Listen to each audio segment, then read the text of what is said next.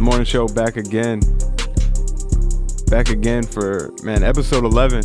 Shout out to everyone for episode 11, man. Early gang, what's good with y'all, man? 94 people. That's crazy, bro. This shit's getting big. This shit's getting bigger and bigger. This might be our biggest one yet. I think Richard Garcia, we had like 80 something people in the live when we started. Now we got 91. So, you know what I mean? We're going up.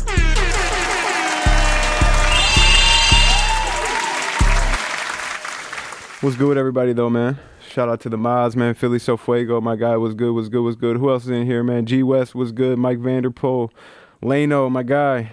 Oh man, all big supporters, man. All big supporters. Skev Beats, J17 says lit. Shout out to the first timers, man. Who's here?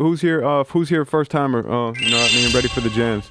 And then also, you know what I mean, who's 11 gang, who's been here every single damn episode since the jump, since we started this shit. I know there's a bunch of you out there, man. I see the same names every day. It's super lit.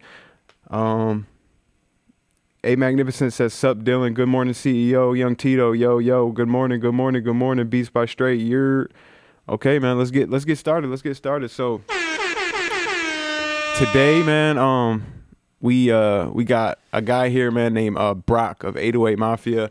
If you take a look at his, we're just gonna get right into it, man. You take a look at his Twitter right here. He's the president and COO of 808 Records, 808 Mafia. Yeah, man. This guy, man, I've been tapping into his content. I would definitely urge you guys to go check it out, man. Especially his most recent Periscope. He's talking about producer deals and drops a lot of gems. I'm just going to play a little bit of it. So what I wanted to do today, and I was actually I have to get on a call, but I want to talk producer deals. I was actually asleep on this dude, man. I'm not gonna lie. I wasn't really even aware. I had his number in my phone, which is crazy because when we reached out on Twitter and stuff and lined up the interview and stuff, he shot me his number. And when I went to message him, it pulled up a thread from last year when we did the Palace interview. So it's crazy, man. Just goes to show you the shit Ryan Leslie was talking about, man. The people you got on your phone that you could be, building with and stuff. Sometimes you don't even realize what they're worth and all these different things. But yeah, man, we got bro here. I think let's make sure he's in the Zoom call. Yeah, he's here, man. We're gonna bring him in just a second here. But yeah, man, I'm not gonna play this whole thing. And I'm gonna talk for 10 minutes, and then I gotta bounce, and then we'll talk later. But the fact of the matter is this: when you're an upcoming producer, this is big right here. It's like, why are we trying to sign so many people? Why are we trying to do this? Well, in a digital world, the fact of the matter is this: in a digital world, your relationships matter. And so when you have hundreds, if not thousands of people.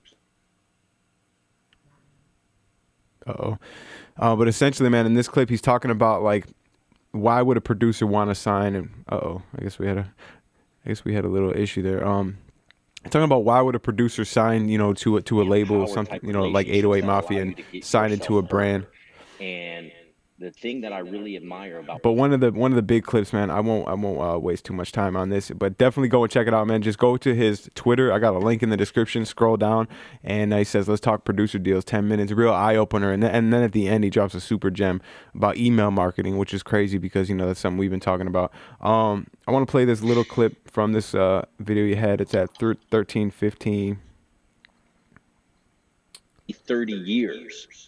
This is big right here. Most people don't have infrastructure. Most people aren't organized themselves. Most people get greedy. Most people get their first check and they want to go buy a fucking car. And it's like, no, invest, learn the secrets of compound interest, build your businesses, and understand how to be a wealthy person in life and stop chasing all the status shit. What have we been talking about, man? And I'm very excited. We're going to get started tomorrow. I'm listening to all the beats. What have we been talking about here, man? Why did I bring Richard Garcia on the show? You know what I mean? I'm trying to get us all ready, man. I'm trying to get us ready for when this opportunity does, land, in our vision, in our view. We're ready to capitalize on that shit, and we're not going to let it go to waste. We're not going to waste the money on dumb shit. We're about to invest. We're about to go crazy. And this is for everyone in the chat. So, you know what I mean? Throw hundreds in the chat. Throw hundreds in the chat if you agree with that, man, 'cause that's big gems. That's big gems. But just to give you a little background information, I want to talk to him about, because the first thing I found was his LinkedIn. And when I checked it out and scrolled down, I found that this guy actually comes from like the startup world. So very interesting. You know what I mean? He comes from the business, the startup, the tech world. He had a startup in 2011, and he got acquired in 2014. If you guys don't know what getting acquired means, it basically means, you know, a bigger company comes and buys out your company, and, you know, it's called an exit. It's usually a big payday, and, you know, it's like a startup owner's dream. It's basically what most startups look to get. They look to either grow and be super big, like, you know, a Google or something like that, or you know, get acquired by someone like a Google. So yeah, it was crazy. And then so we got to talk to him. It's very interesting, and if you watch his videos, you can see, you know, he's definitely very business oriented, very you know, entrepreneurial savvy and stuff like that. Okay, I see the hundreds. You know, it's a little delay. Damn, I forgot to switch it to less latency, so it might be a little bit more of a delay today in the chat, so bear with me, guys. But shout out to the chat, man. But yeah, so coming from the startup world is pretty interesting, because he talks a lot about how he runs 808 Mafia like a tech startup, which is very interesting. I definitely want to, you know, tap in and ask him more about that. And, you know, basically what that means and what are the similarities between running a label and, you know, a typical, you know, startup, and what are the differences. So he also started his company called Creator Arcade, which is kind of like a masterclass website where, you know, you can learn how to make beats and stuff, or DJ from Marshmello. I guess they got a 808 Mafia sound kit on here. I think they got like a course from Southside coming soon. Very interesting stuff. COO is Chief Operations Officer, which is the same title as Coach K. Coach K is the COO of QC. So very interesting, man. We're gonna definitely pick his brain. I got some fire questions. I hope you guys are ready for some high level talk, some not typical producer gems, some real entrepreneur, executive, label owner, 2020 data driven, going crazy gems. So let's go ahead, man. Let's not waste no more time, man. Let's go ahead and bring him in.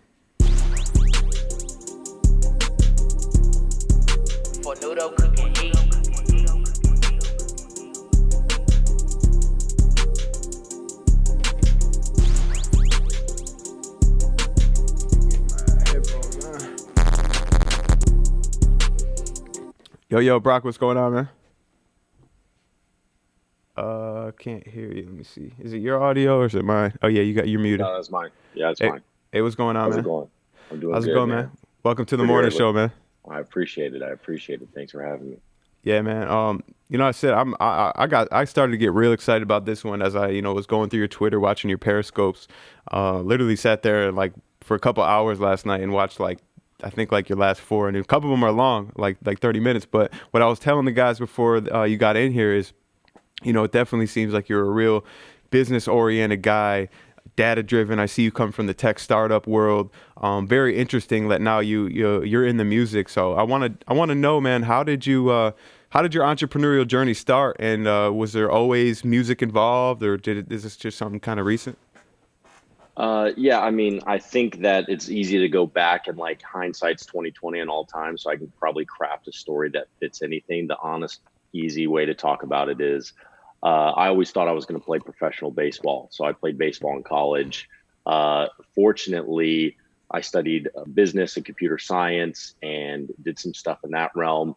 And because I was injured a lot and I had no idea what I was going to do after school, I had a friend who had an idea to start a company. And when you're young, you can be very pro risk.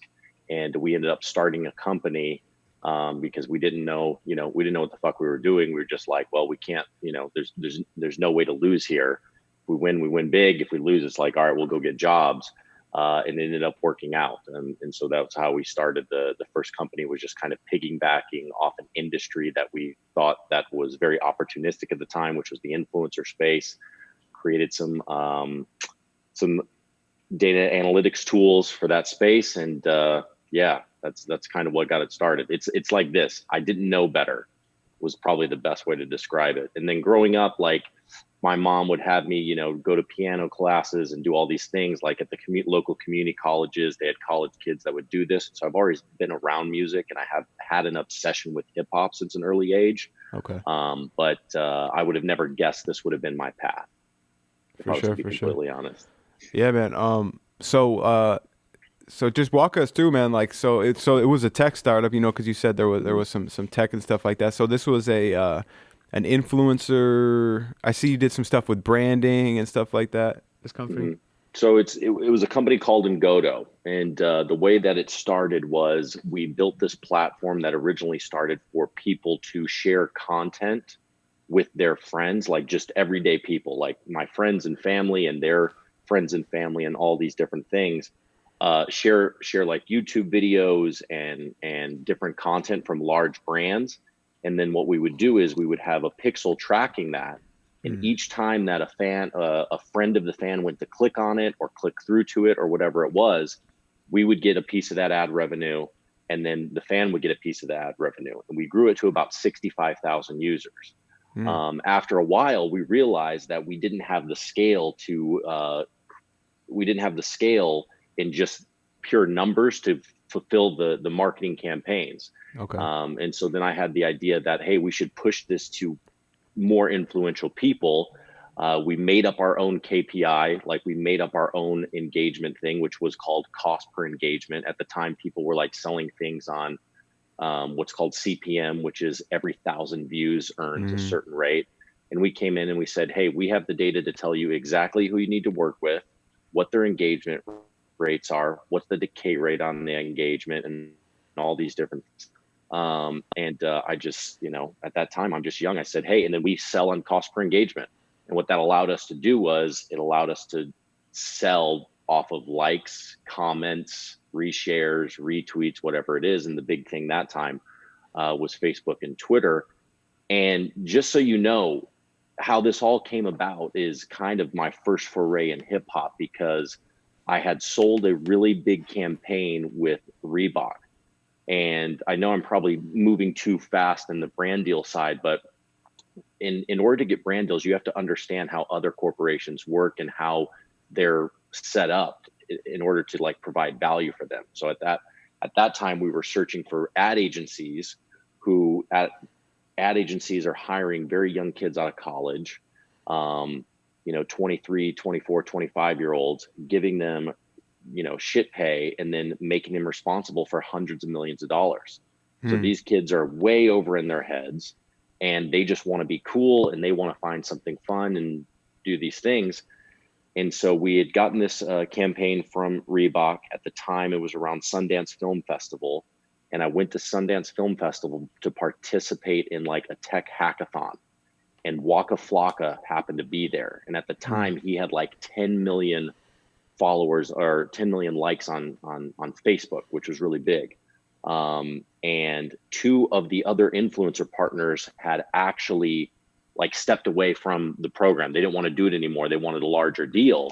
And we made all of our, profit on negotiating with the talent, like what we could pay them, and then we would take our margin on it, everything else. And so both of these really big influencers fell through, and I'm like, what the fuck are we going to do? And so I call the company that we were working with, the ad agency at the time. I'm like, hey, this just came across.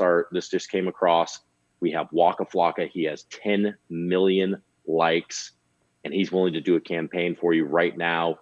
We want to change it up. We know this is last minute. And I just sold it to him in such a way that it was kind of like, yes, we have to have Waka Flocka right now. And then that led to our first really large campaign. And then from there, it's like they kept giving us more and more social campaigns. But prior to that, it's like we were just hustling. I would cold call every company that was doing media or doing trailers, movie trailers, or whatever it is. And I would say, hey, we have this exciting new product. We work with social influencers to create more engagement for what you're trying to do. And then, we would just take it step by step, but we were just cold calling people, getting a lot of no's. And eventually you just need one person to say yes. And then that creates all the momentum you need moving forward. Gotcha. Yeah. Yeah, man. So, I mean, I want to talk, after we talk about, getting into the traditional, label kind of stuff. But I want to pick your brain here for a second.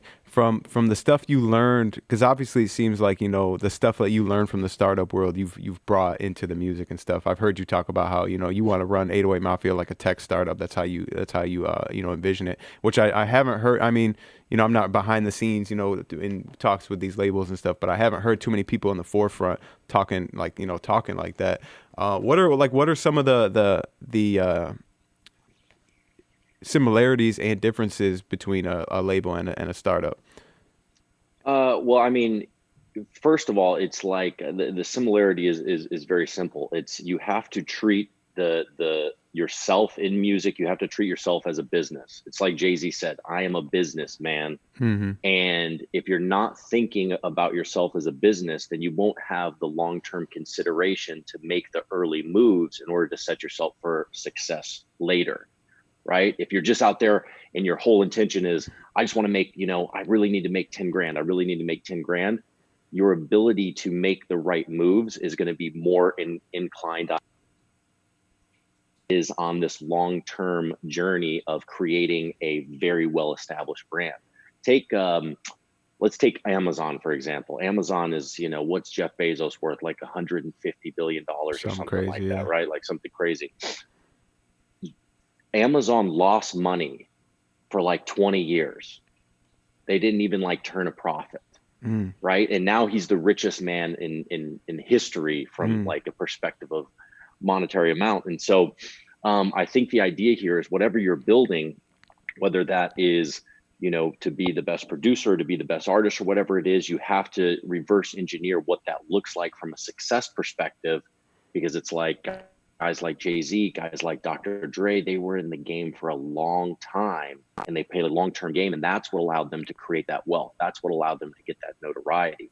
If you're in it for just a short amount of time, you're going to make certain trade-offs that are not going to allow you to function the way you want to do. And so going back to your point and making it for full circle, every artist, every developing person, producer is a startup. Legit, right? And you're trying to find out, what is my product? What is my niche? What is my audience? What is my brand? You know, what does that look like? How does that function in the world? And I think there's just so many similarities. And the thing that I love about hip hop so much is you're taking guys that are creating wealth on their own, right? Most of these guys are coming from areas that, you know, it's like most of America is not going to see, and they're bringing a something out of that is truly special, truly creative, and it's something that we want. They're telling a real story. And if you look at like Walt Disney Company, they create their whole model on this idea of creating stories. And I think what the best producers do, I think what the best artists do, is they're always creating that story. And so, and you're doing the same thing in startups as well. So I think they're very similar in a lot of ways. WWE is a great example too of the creating story and, you know, I mean, the brand and entertainment around it and stuff.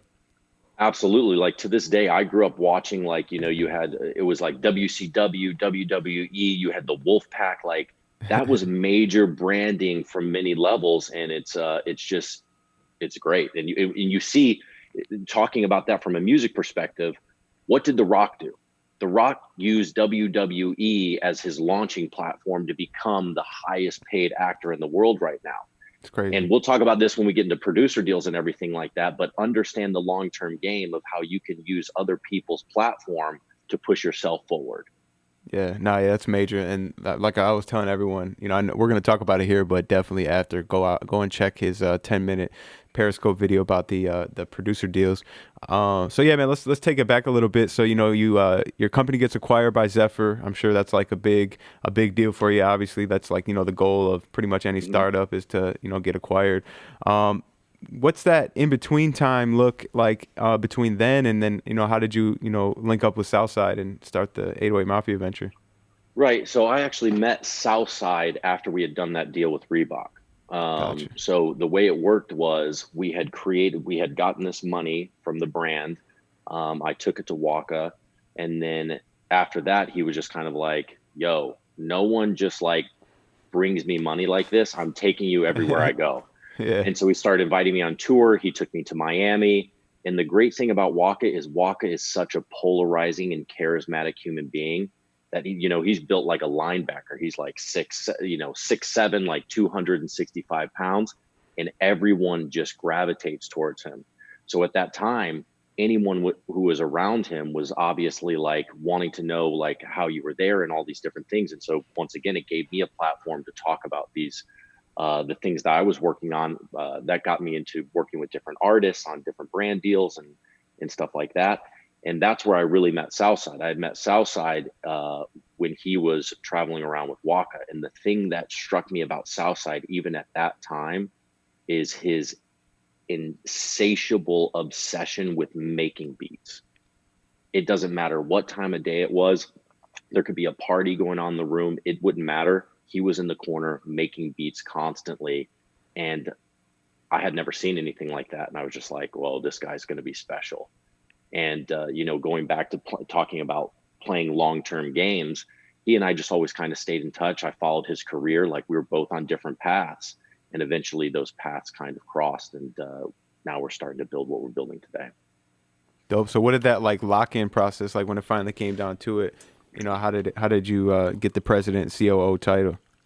Yeah, I mean, titles are basically made up, right? Like, whatever. Right. Mm-hmm. I'm just like, that's used to say like, I do run everything for what we're doing. I do run his label.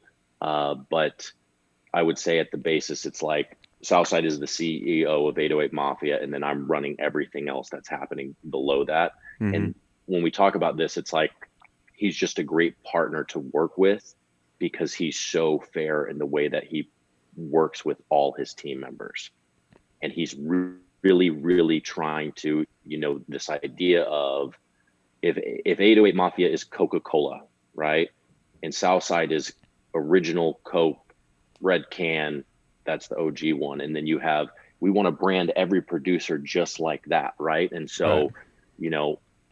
Palace, is Sprite, and DY is another can, and like it's another version of what we're doing, but it doesn't mean that you can't brand these people and build their businesses aggressively accordingly.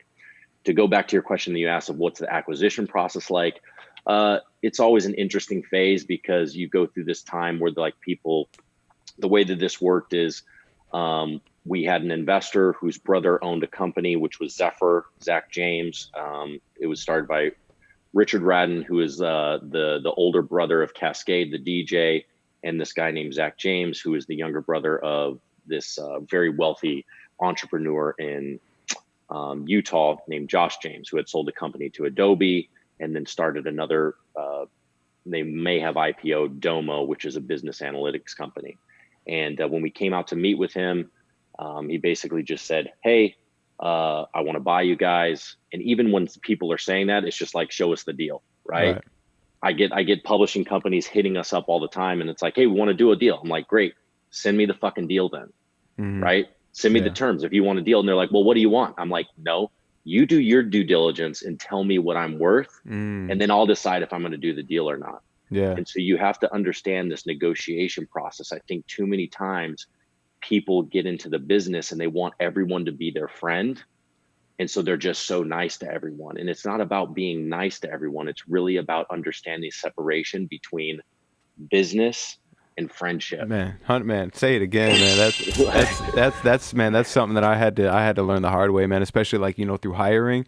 You become friends with the people, you want to just be cool. You want to be buddy with them, and then they start to take advantage of that, and it's hard to hold people accountable for things after you've kind of broken through to that friendship level. 100%. And I've dealt with this as well. And it's just that's something you have to learn about. And like when you're trying to going back to this idea of and I apologize because I tend to go off on tangents, and that's just kind of how my mind works. But you think about Michael Jordan, if the people that have watched this documentary about the last championship of the Bulls, I haven't seen it yet, man, but I've been seeing it. You got to watch it. Like I will send you my YouTube TV account so you can go watch it. Like that's what it's about.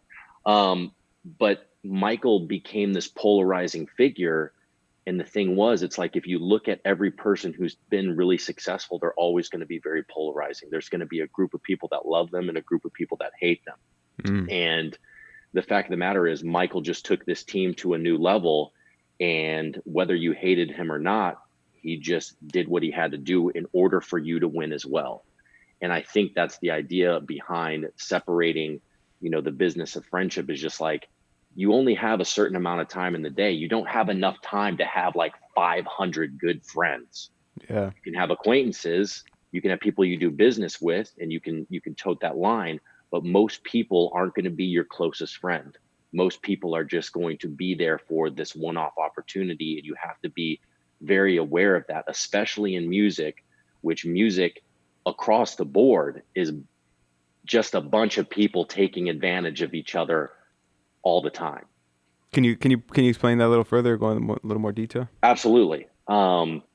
Let's talk about how, and this is even more true now than it was in the past, when a record label was, you know, going out and printing albums, printing CDs, and all these different things. But let's take a regular label deal, which is a 360, 18% licensing agreement, right? Or whatever it is. Well, let's say they give you $1 million. Well, $1 million they give you, that's a loan, by the way. And if you don't run your business the right way, you're going to have to pay taxes on that. So, right. You know, you want to run your businesses at a loss, especially if you're trying to make more money and put equity into the company. And they're going to give you that $1 million, and they're going to say, hey, it's 18% licensing royalty that we're going to give you. Well, let's do the math there. That math is very, very simple. Every dollar that you make in that deal, you get 18 cents of. Also, the government's going to tax you. Also, you have to pay your manager. Also, you're going to have to pay your lawyer. Also, you're going to have to pay for all the stuff that you're putting into the album, your travel, all this stuff. On top of that, that $1 million is not paid back from the complete dollar. It's paid back from the 18%. For sure. So by the time that the label makes 10 million bucks, you've just recouped your advance. Right. And that's why, you know, everything that I try to do with our guys is build a brand for yourself independently, so you control your own destiny. And if there's one thing I will say about life, it's don't be desperate. Desperation is going to create a dynamic in your life that does not create good results. So you got to have a watcher in your brain that's saying, is what I'm about to do out of desperation? And if so, don't do that fucking thing. Yeah, it's hard though, man, because, you know, I've been there. I've been the guy that's like, oh man, I'm working a 9-to-5 job, making $10 an hour. It's like, man, $100,000, what I got? Where do I sign? I don't care about the terms. You know what I mean? And I feel like there's a lot of guys that are there right now. You know what I mean? Absolutely. I mean, I know you said, you know, it's about having that self-awareness, but is there something, like, I'm trying to, like, is there something that you could really, if you had one of these guys in front of you right now, like, you would just tell them, like, you know, how to not be desperate and how to not, you know, be in those situations? I think it's understanding your situation, right? It's the self-awareness is understanding where you currently are. Everyone else, life is complicated in the way that, like, everything is context. Everything is contextual, right? The American healthcare system is really bad. So if I'm a producer whose parents or family is in the hospital, and we need to pay bills and do that stuff, it's like, that's a different situation. That's not desperation, that's survival, right? Desperation is like when you're texting that girl 45 times after she hasn't responded. When you send those beats to that guy that said, stop sending me beats, and you keep doing it because you believe like there's some way he's going to love your like grit, and really you're just being annoying. Like it's understanding that fine line, and then knowing where you're creating value. Like, obviously you kept pushing through whatever you were doing. You're creating, you know, a great brand for yourself, and you're hitting a very unique and niche market, which is huge in creating any business. And so it's like, at the end of the day, you just believed in yourself, and you did whatever you had to do in order to make that thing happen. It didn't matter if you had to work 9 to 5 and do the YouTube afterwards. You just made it happen. And I think that's the thing that separates the people that make it and don't make it. people that are not going to make it aren't really trying to make it anyways. They're not going to level up their skills. They're not going to level up their knowledge. And they're just going to kind of, say they're doing something, but they're not really doing it. It's like, Kanye talks about, if you want to get where I got, make 10 beats a day for 3 summers. Yeah. Like, it's very simple. And then 100%. I once again, I got another tangent. So how does the acquisition thing go at Zephyr? Basically they send you a letter of intent.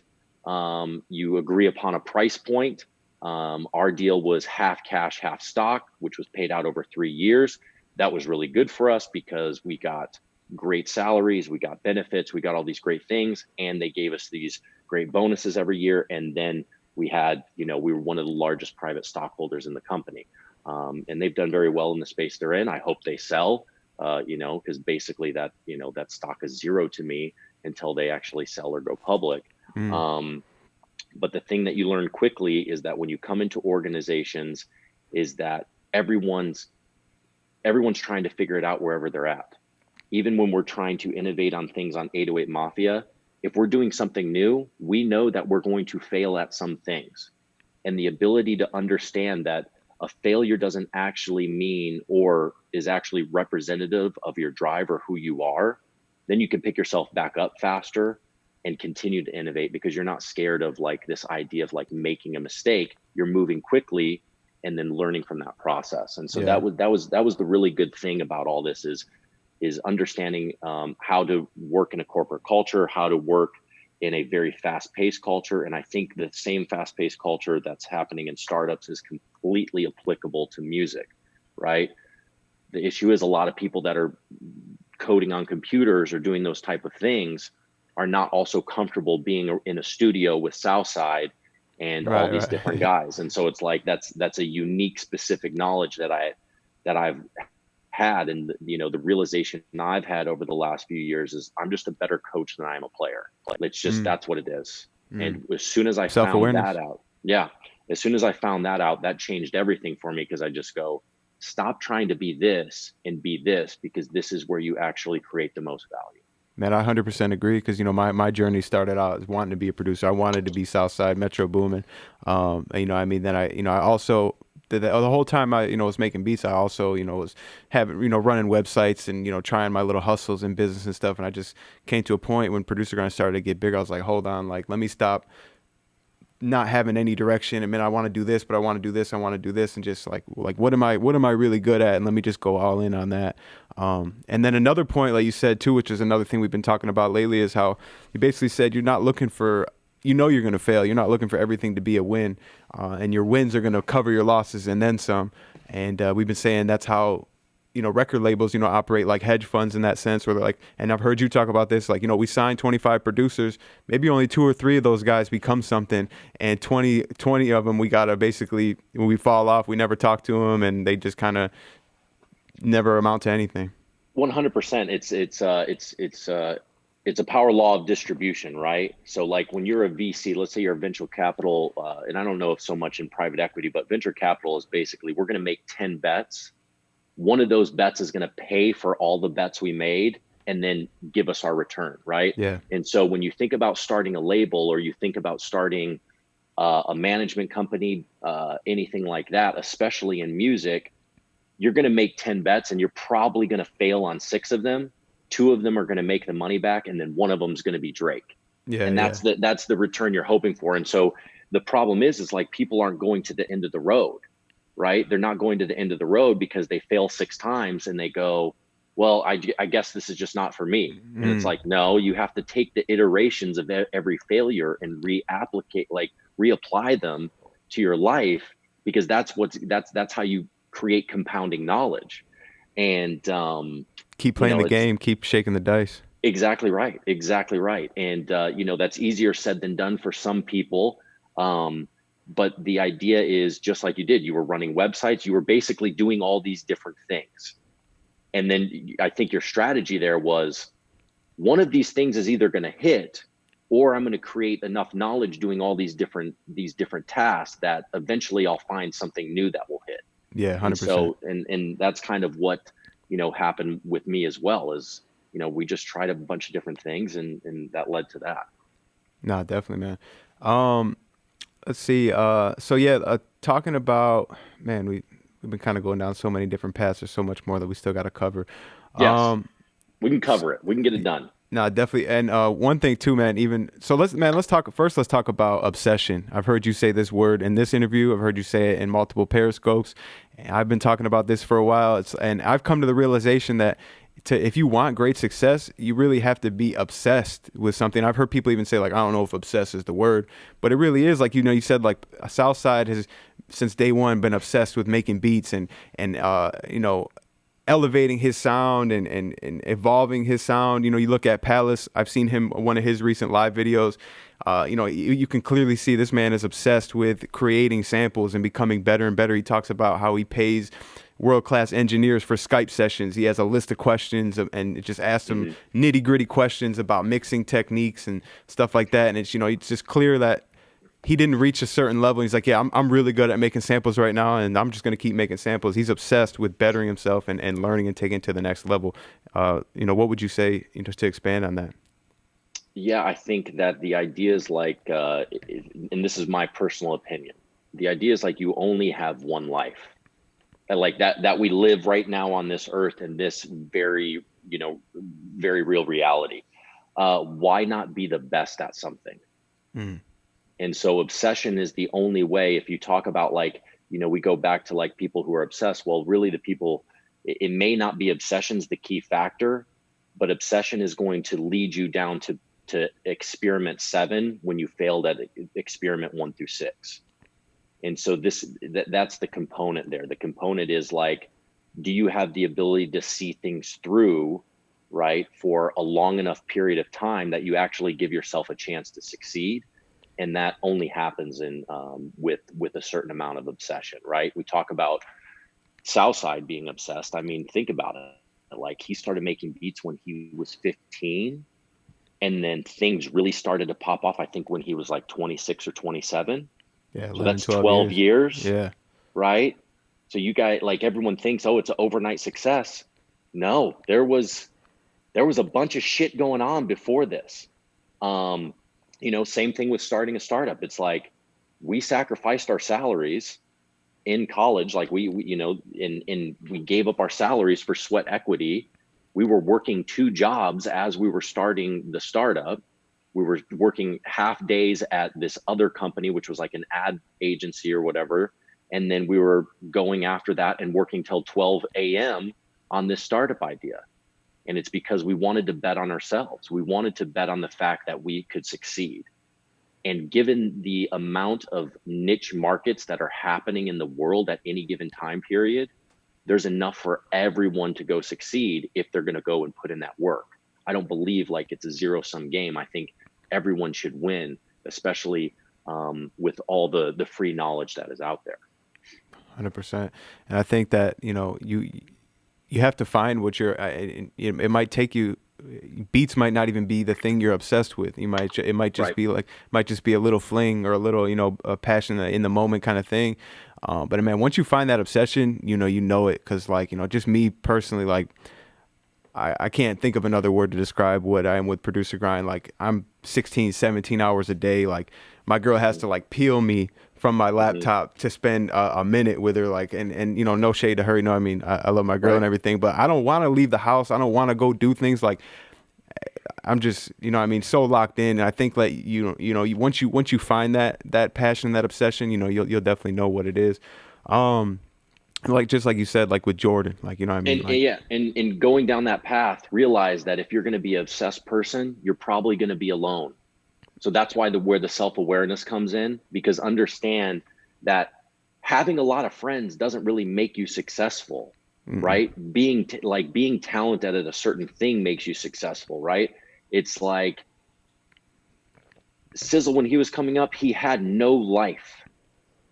Like, like everyone's talking about what we're going through with quarantine, and it's a really scary time for a lot of folks. And we have this crazy stuff going on with the economy, but this is the life that producers created already. Yeah. Like, they were already quarantining. Yeah. Welcome to my world type shit. Yeah, exactly right. And so So that's kind of the sacrifice that you make. Like you spending 16 and 17 hours on ProducerGrind, like guess what? You don't get to go out and have drinks with your buddies. And like now it may be a little easier during quarantine, but you're giving up this life that other people are living in order to live a greater life. And that's what we talk about, long-term people with long-term games, right?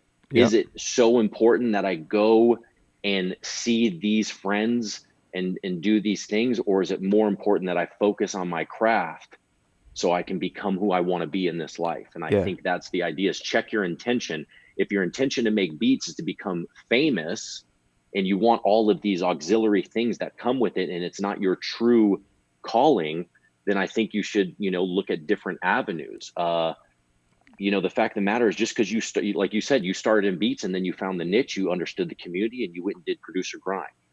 If you're an artist or a producer now, who's to say you can't just make really bomb ass memes for artists and then go create a whole function for digital marketing for that? It's just like, there's a lot of ways to succeed if you, and this might be speaking, almost hypocritically, but it's like, that's where self-awareness comes in. What is my intention in doing this? And do I have the ability to see it through? And am I actually good? Some producers will think they're good and they're just not good. Yeah. And that's where your own self-awareness has to come in to say, I'm actually not that good at this. It's like this. I studied some computer science. I'm a shitty engineer. I will not go and build Facebook or anything like that. But I have enough knowledge and understanding that I can go hire people to build things that I want. And that's kind of the superpower right there. Yeah, for sure, man. And it's not, I'm not trying to say like, oh, this is the right way to do it. Like you're right. Either, you know what I mean? Like I'm a better person because I spend 16 or 17 hours. It's not that at all. It's about self-awareness and knowing what you want. Like if you just want to live a chill life and you like, hanging out with friends and you're cool making, whatever you're making, like shit, more power to you. It's just about self-awareness. But I just don't be delusional and thinking like I can do all this stuff, but I'm also going to be worth $100 million in the next couple of years, kind of thing. Absolutely. If you're putting in 16, 17 hours, I would be a fool to think that I could work 2 hours and try to beat you at what you're doing. You know what I'm saying? It's just like, it's going to be very, very difficult to do that. And that's when someone's serious or not, is what are you willing to sacrifice to give that up? And that's a complicated question in itself. Everything in life is a trade-off, right? Because I'm in music right now, that I'm losing opportunities in tech, right? Like everything is a trade-off. Because you're doing this right now means that you're probably not going to work for Sports Center and be an anchor. And there's all these different things. Like you may have other dreams and goals that you wanted, but each decision you make, understand that there's a trade-off to that decision. The opportunity cost is whatever you're giving up in order to fulfill the thing that you're currently doing. And sometimes that's relationships. Sometimes that's the giving up of short-term monetary, money instead of in waiting for something to sell longer in the future. Bigger in the future. Yeah, it's like yourself, you know what I mean? Like you happen to turn a corner into the music stuff. And like you said, it's the opportunity cost of what if you would have continued down the tech path, maybe you might have started the next Amazon or something like that, which is, probably a little bit harder to do in music, but hey, it might not be. So let's talk about, joining 808 Mafia and, kind of just coming into this, new business model and stuff. And I want to highlight one of your tweets where you said at the top of this year, you said 808 Mafia was blessed in 2019, but we didn't work hard enough. We weren't organized. We weren't always united. The list goes on. 2020, we see the vision and we will execute it. Can you talk a little bit more about that? Absolutely. It's more of a self-reflection. It's a self-reflection on, I believe every 3 months, every 6 months, every year, you should reflect on the things, what we call KPIs, were like key performance indicators, right? When I'm talking to someone on our team, it's like, what do you want to accomplish this year, right? The accomplishment might be, I want to release an album. The accomplishment might be, I want to be top 10, Hot 100 Billboard. You create these key performance indicators, And then the whole thing is you're always managing against those things.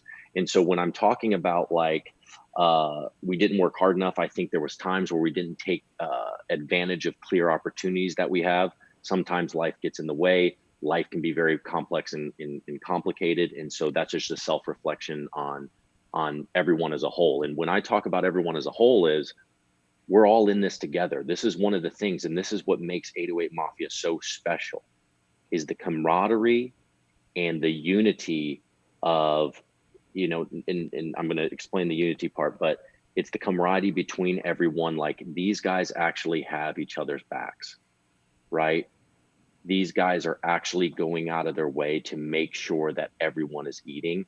And it started literally with Southside just being fair and above board and transparent with everyone else from the beginning.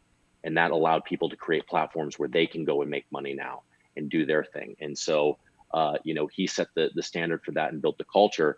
But it's like, okay, so, you know, we didn't take advantage of opportunities. When the second thing you said, it's like we didn't create processes to streamline the communication between everyone, right? Music is a very collaborative thing.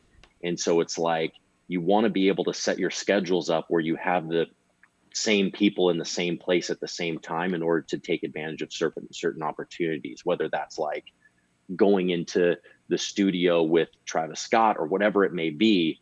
It's like creating a system where everyone knows what everyone's working on. So if someone can provide value there, they can add that value.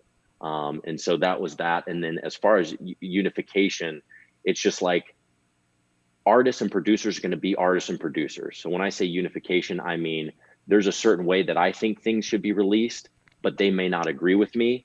And then we have to go through that whole process, right? And one of those things is like the way that, you know, sometimes there's a way that I think records should be released in which not everyone agrees with me on, or certain people don't agree with me on. And now that we've gone through those things where we're all trusting each other a little bit more, people are starting to see that it's like, okay, we can actually do both and work together to make really good things happen. So it wasn't a slight on 808 Mafia as much as it is the self-reflection of here's the things we have to improve, because we really did bad at them this year. Yeah. And we still had a great year, which is a blessing. Yeah, I was going to say, from the outside looking in, you know, you guys were on top of your shit. You know absolutely. I mean? And it's just like, that's how you continue to innovate, though. You continue to innovate by understanding what you're bad at and then improving those exact things. Like whatever you focus on grows, right? So it's like, that's the goal, is like whatever you want in life, usually whatever you focus on grows, going back to our conversation about obsession. And that tweet was more of a self-reflection for the year of saying, holy shit, we just went 24 times platinum. We had 19 Hot 100s on the Billboard. We were part of like 8 or 9 #1 albums. And we didn't even get these things right. Yeah. Man, let's talk about, are you an E-Myth guy? Have you read the E-Myth? Do you, you know what I'm talking about? I have a long time ago. Yes, I have a long time ago. So you'll have to like help me get back into the E-Myth. I read the E-Myth Revisited. Okay, I think that's the one I read too. I actually read it at the top of the year, and when I read it, I was like, "Yo," I was so pissed at myself that I didn't read it like 5 years, you know, before I did. But basically, you know, they just say, like, when you start a new business, whatever, you know, I mean, and we're talking to producers here, so becoming a producer is, you know, starting a new business. It's about setting up your structure, like a corporate structure, and you know, having your different positions and stuff being filled. I think you're probably catching on to, you probably remember it now, right? So how can stuff like that, and then, you know, eventually getting yourself to that shareholder position, you know, so where you're just at the top, you know, controlling, and you got all these, you know, different people, you know, playing their roles. For a producer stuff just starting out, how can they kind of start down that path early and set themselves up for better organization and structure? Yeah, I mean, go and read books, right? Like if you want to understand how organizations are structured, it's like, go read the E-Myth Revisited, which will tell you, here's how you create this. Yeah. One of the books I really liked reading was How to Get Rich. Uh-oh, you froze up on me. No. Chat, what's going on? Why did he freeze? Is it me? Is it him? Uh-oh. Hold on. Technical difficulties.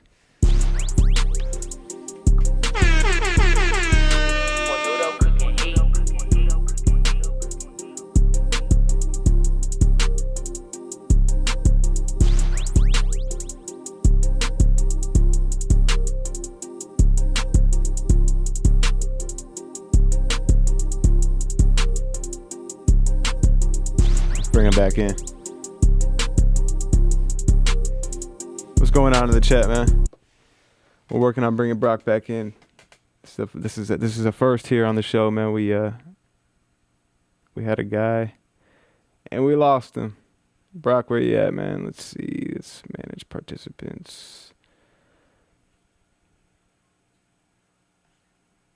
Chat, what's going on, man? I'm gonna text him real quick and get him back in here. How you guys liking this conversation, though, man? What's going on, man? I see Miguel Easy in here. Sauce World, what's good? Halftime show, yeah, halftime. All right, man, I'm gonna go ahead and play this beat. Let me go ahead and. Oh, he said internet. Okay, so he just texted me. He said his internet went down. Give me 1 sec. Okay, so yeah, man, let's talk in the chat, man. What are you guys thinking? Bro, close your mouth. What do you mean close my mouth? Yo, I have a new question about branding. Okay, yeah. Also, I forgot to mention to you guys, we're at the end. We're gonna get him back in here in 2 seconds, but at the end, we're gonna bring you guys in for Q&A, just like we do with all our interviews. So, definitely hope you guys got some really good questions. World of Q says, "Yo, Dylan, can I get a shout out? Shout out, World of Q." Ben 100, he was dropping gems. Yeah, he was definitely dropping gems. Speaking directly to me, man. I'm hearing all these. I'm hearing all these gems. What's going on? Project X in this bitch. Yes, sir. What's good, bro? Dead Boy Grim, what's good? Ben 100 says gems. Man, gem alert. Yes, sir.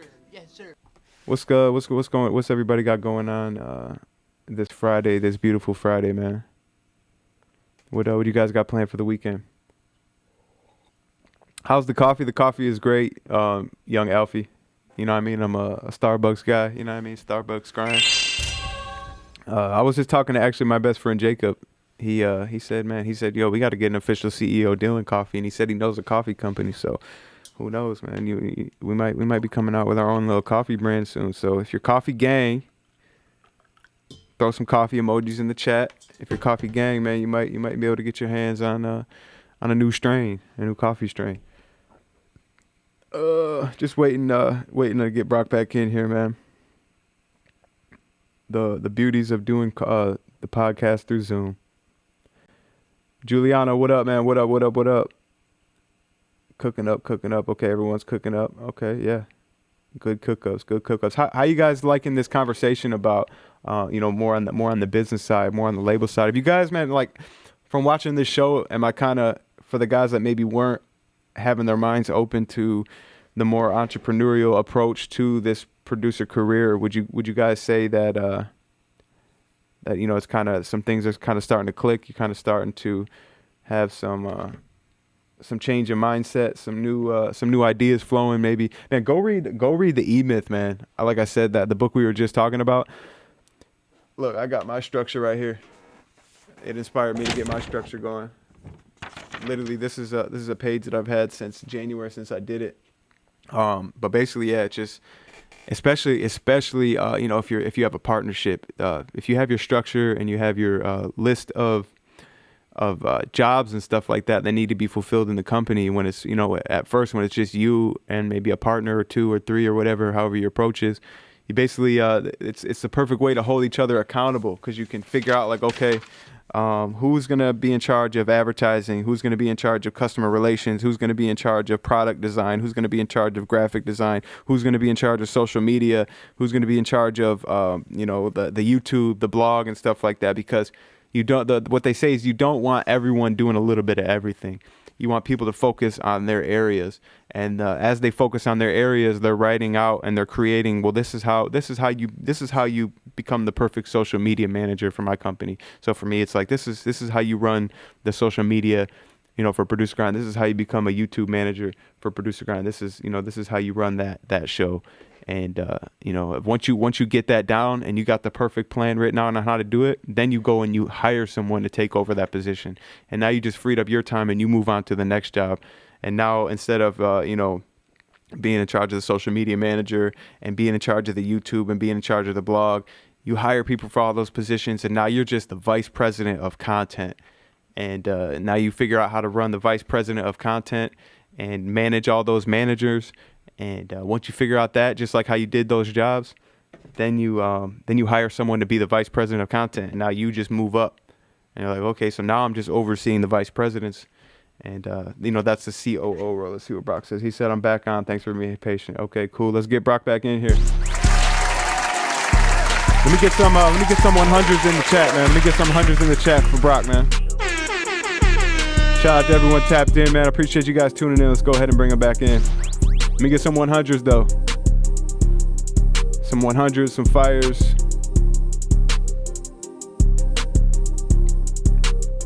There we go. We're back. Cool, man. Welcome back, man. Yeah, the internet in Los Angeles is it's pretty spotty sometimes, especially around this time of day. Gotcha. Yeah, everyone's just tapped into their phones, their laptops and stuff.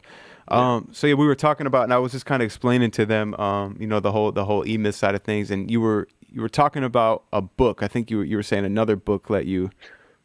Yeah, how to get rich by Felix Dennis. Felix Dennis, this guy who started a bunch of publications, Maxim magazine, all these. He was a mogul in magazine stuff, and the thing he talks about is ownership is the only thing that matters. He talks about how he made $800 million and he was never happy. He goes, listen, I made a ton of money. I've never been happy. I've never lived a regular life. It's very hard for me to trust people. It's very hard for me to find a partner. He's like, the great thing about ownership is because I was an owner, I could be addicted to crack cocaine through my entire 40s and still have a bunch of money. And so it was this really interesting storyline because he says, I don't actually have to be the most talented. I just have to invest in people. And this is clear cut across what, startups stand for is like, you find really talented people and then you pay them to do the job you need them to do. And then you own everything. Well, you're going to take the upper side of that. Right. And so it's like this, we can use this in, lawyer stuff, right? Most people are paying lawyers a percentage of what they're making or whatever it is. Unless that lawyer is like leveling you up to get you crazy deals or crazy publishing or whatever it is, pay him hourly. Yeah. It's going to seem shitty. We've even had a lawyer come on the show and be like, hey man, this doesn't sound right coming from me. You know what I mean? No shade to all my lawyer associates and friends, but this is something. Oh man, did we lose you again? Oh man, we are not having the best luck. The internet in LA, man. Shout out to the internet in LA. It never fails. Hey, ooh. There we go. Yeah, there we go. All right, cool. I think we're gonna have an issue with the internet, but that's okay. We're gonna. Oh man.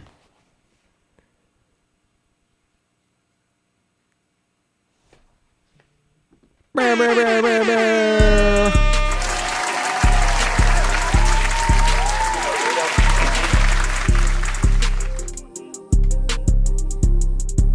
gonna give him a second.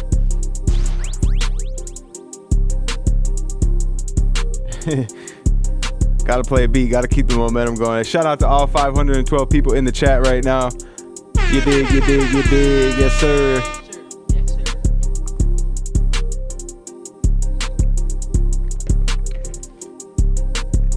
Let's see.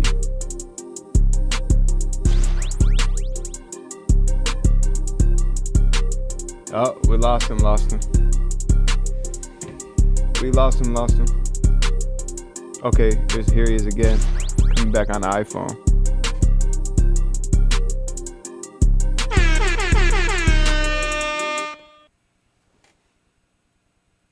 Yo. still got to connect the. There we go. Okay, cool. There we go. All right, I'm gonna do it. I'm gonna do it with I'm not even doing Wi-Fi anymore. I'm using AT&T cellular service. Okay, that 5G, that good 5G. The 5G. So yeah, so you were talking about the how to get rich, which oh yeah, and we were talking about ownership. So you said paying that lawyer hourly, which is, man, another big thing I've been saying.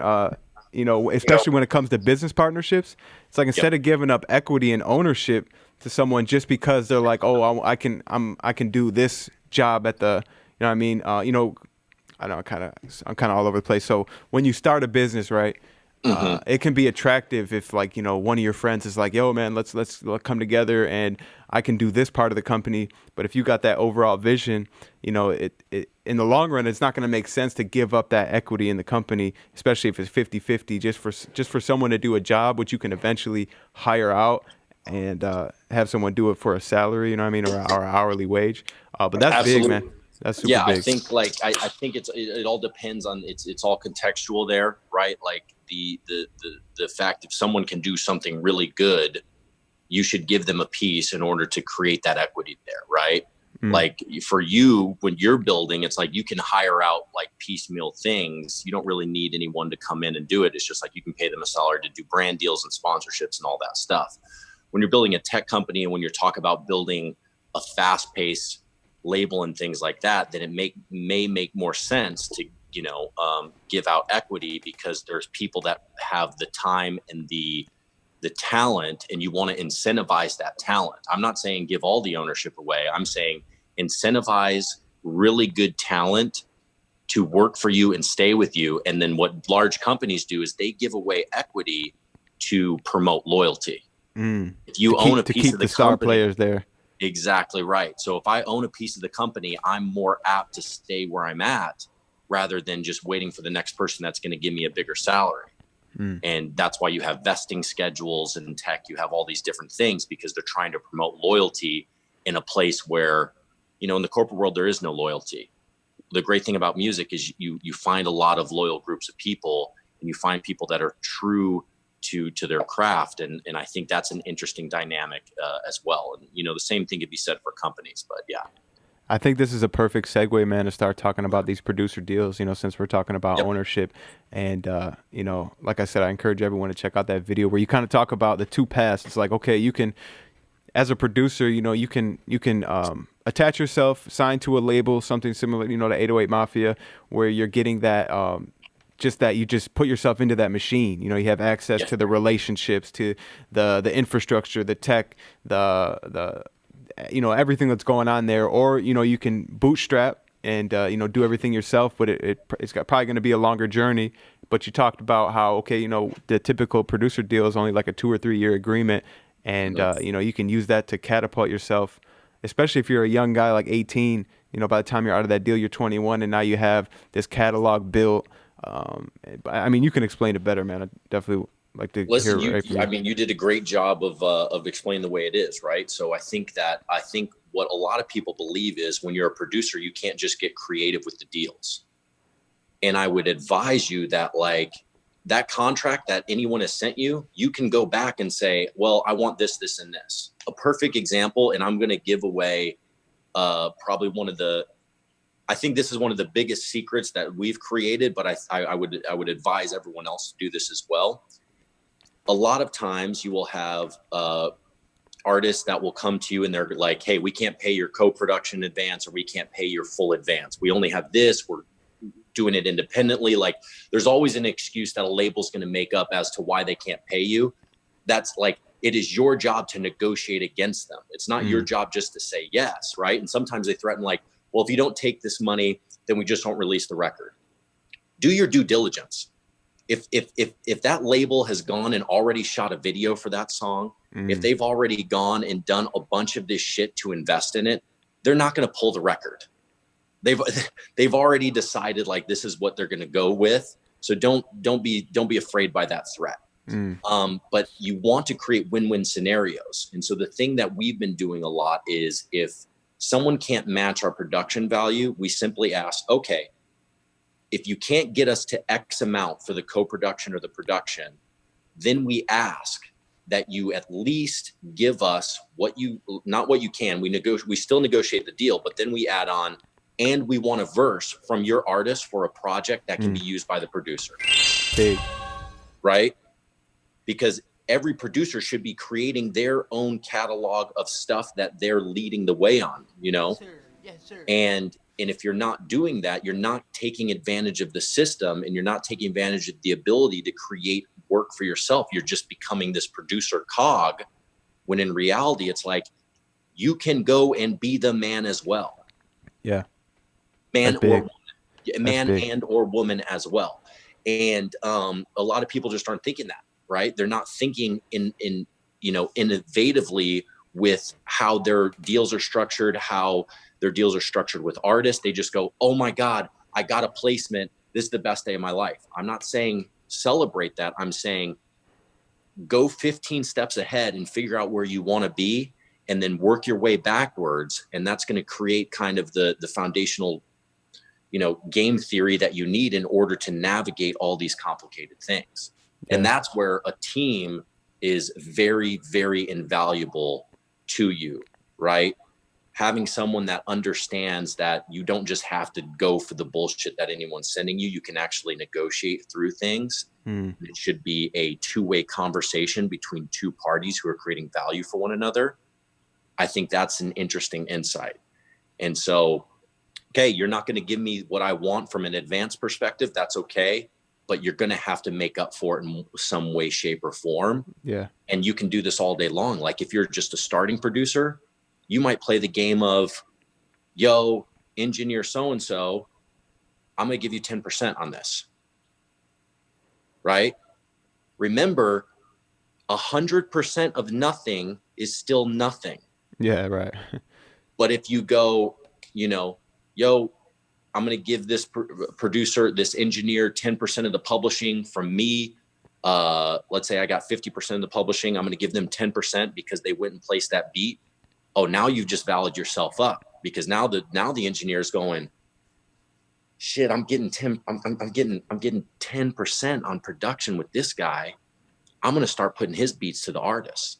And like, those are like some interesting hacks that you can do. It's like in the digital world, you can cut up a record any way, shape, or form you want. Like another thing that we're going to try out is, and I don't know if this works yet because we haven't tried it out, but the other thing we're going to try to do is we're going to start trying to give pieces of independent records to like TikTokers. Damn. Right? Because for us, sauce. Exactly. And like most of them won't take it right now because they all want cash, because the economy is not doing too well for influencers. Yeah. But my insight here is this. If that influencer is thinking long term and they're actually going, what incentivizes them to do their best job? What incentivizes them to do their best job is get a percentage of that deal. Imagine if the person who broke Old Town Road owned 5% Old Town Road. Facts. They'd be out. Game over for them. It's like they can go get their own deal. They can do all these interesting things in this space. Most of them are just looking for cash up front because it's a guarantee. But if I'm a TikToker, I'm going, nah, you know what I'm going to do? I'm going to go get a piece of 10 records and try to blow all 10 up. And if one of them blows up, well, yeah, I lost money on 10 deals, but I just made 150K on one. Right. Right. Longevity, like you said. Yep, exactly. Exactly right. And so the idea here is be creative in the way that you're structuring things. It's okay to give a little bit away in the beginning, just like we talked about signing to a producer collective. It's like, well, you could spend those 2 years struggling on your own, or Sizzle can just put you in a room with some of the best artists in the world. And that's a cheat code, in my opinion. And especially because these deals aren't super long term, go and build your business the right way and understand, like, it's just like brand partnerships. It's just like a tech company working with another tech company. It's just like Facebook working with Amazon Web Services to hold all their data, right? That might be a bad example, but the point is this, is like, it's an organism, and we're all need to use each other in order to help build each other up, right?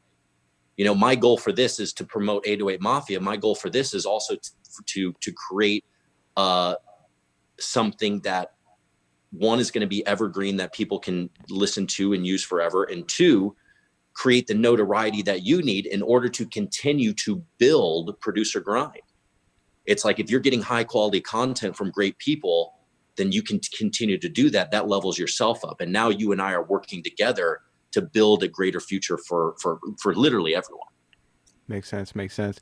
Going back on what you said about leveraging, like, you know, say like the labels, like, you know, we can't really afford to give you 5,000 more in the advance.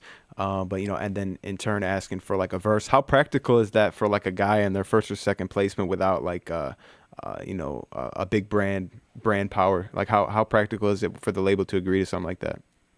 Listen, I mean, you have to understand, you're talking to labels are billion-dollar companies. Just ask for what you want. The worst they can say is no.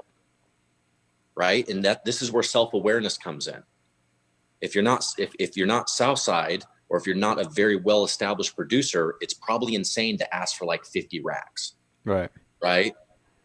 But if you're like, yo, I want to make sure my royalty is good. I want to make sure my pub is good. And I want to make sure that I get, you know, a couple grand or whatever it is. That's a fair ask. And a lot of people will tell you, like, they'll say, well, what if I charge him now, then maybe he won't work with me again. Well, if you don't charge him, there's no guarantee he will ever work with you again anyways. Yeah. And that's why I always talk about developing your own artists, because when you can develop your own artists, then you create a relationship with someone that you guys can grow together. 100%. Right? Southside did all those mixtapes with Future. They had created a relationship in which it was like, yo, we're going to do this together. And now you see what's happened now. It's like 808 Mafia had 11 placements on the Future album. Yeah, it's crazy. It's just like but you have to understand that's 7 years of working with him. Yeah. If not longer. And so those are the long-term games that I'm talking about, as you develop these very intense relationships with people where they come to you again and again. And those are how business partnerships work across the board. And understanding that, hey, I'm going to give up a little bit here. Not you take your ego away from it. Once you take your ego away, then you can really get to what you're trying to accomplish. And that's why I said, always start with your intention. If your intention is to help one of your guys that you believe in blow up, you may give him free beats as long as he gives you the publishing. Mm-hmm. Right? There's no right or wrong way to do these things. It's being all made up all the time. So it's always evolving, It's always evolving. Right. Yeah. So for the guys at home, that want to take the building, mm-hmm. Building with an artist advice, would you say a select few, or maybe 1, 2, 3 guys, or would you say kind of same mindset as, a label? Like I want to be building with a bunch of artists because I know that only a select few of them, maybe if any of them, are going to amount to something. I don't think there's any right or wrong way, right? I think the thing you get with continuing to build with one artist is you get a rapport that's built between you two, or that they trust you to make the right decisions and the right beats. Working with multiple artists is also interesting. I think, going an example for Palace, what Palace made sure he did was, we branded him as the Michelangelo of melodies. And the reason we did that is because that was his thing to do. Like, the thing that he wanted to be best at was the musicianship of making these samples and loops for people to put really great fucking beats on. Right? Yeah. And he did it so well that it made him in my opinion, one of the best loop makers out there. You have Q Beats, you have a lot of different guys that are doing well, but he said, you know what, I'm going to stop trying to be the drum guy. I'm going to be the melody guy.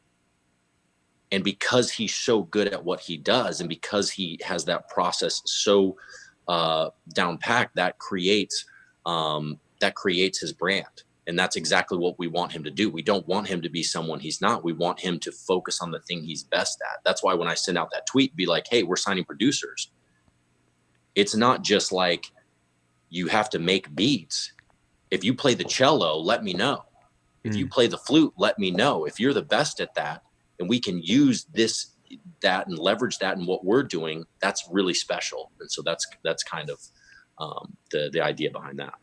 Now, I know, recently you guys kind of put out a big campaign to sign a whole bunch of producers and acquire talent. What exactly do you guys look for in new talent for the guys at home that maybe want to be? Yeah, we kind of talked about this a little bit, but it's like, it's the obsession, it's the self-awareness, it's loyalty, it's innovation, it's the ability not to be entitled, right? To understand that it's okay, you know, and this is the thing that's difficult, I think, with artists who create their own labels, is they don't want to not be the guy. And subconsciously that makes it so that they never break any of their artists, because they don't want to be the guy in the label that's not relevant anymore, right? That's their own ego. The thing that is very special about Southside is that he's always given people who deserve the credit. And he's always come to us, like, where I want to be very aggressive on a deal, he'll be like, give them more.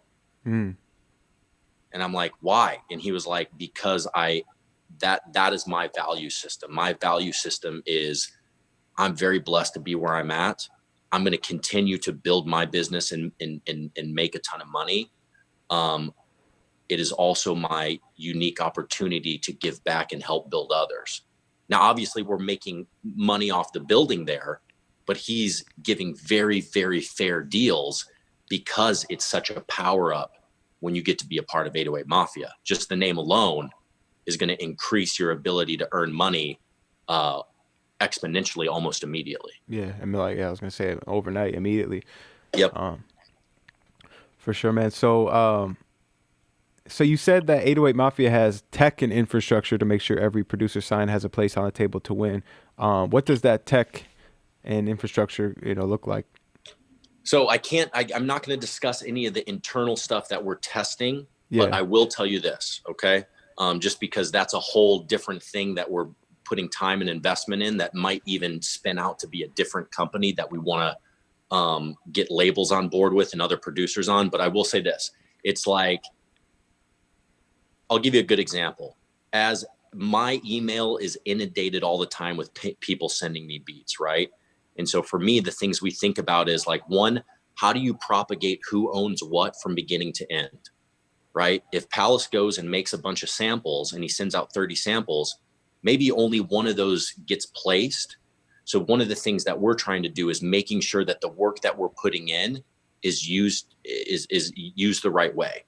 So if one of those beats gets placed and the other ones are going to be shelved, we want to be able to have our producers to go in and be like, okay, even though these samples were downloaded by Southside, only one of these is placed, we can go back and use these samples again. It's almost, the thing I talked about on Twitter, which is we're doing studying into like audio stenography and audio watermarking. And, the tech is still very new. But our understanding is like, if you can create a system in which you can organize yourself properly, and one of the things I use, which I'll give this away for free to everyone, is this idea of data core, which is just a file and folder structure to organize everything you do. If I asked you right now, where's your birth certificate? What do you tell me? It's over there in the. It's over there. Okay, right. Yeah, if I was to ask you, if I was to ask you to go show me your medical bills from 2 years ago, where are those at? No idea. You have no fucking clue, right? Right. But because we live in this idea, like we live in this world where the cloud and like you can upload everything everywhere.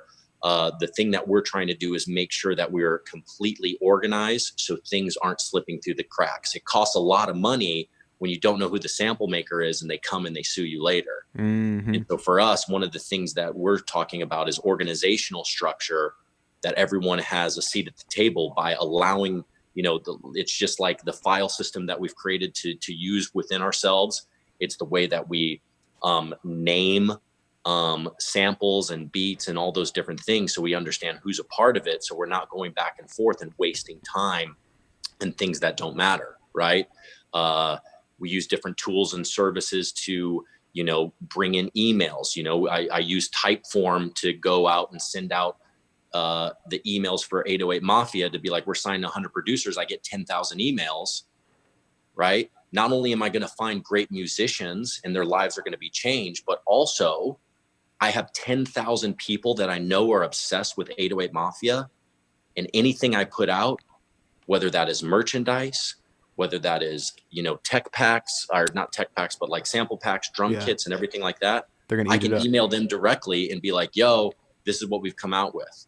And I create a relationship and I build a community in doing so.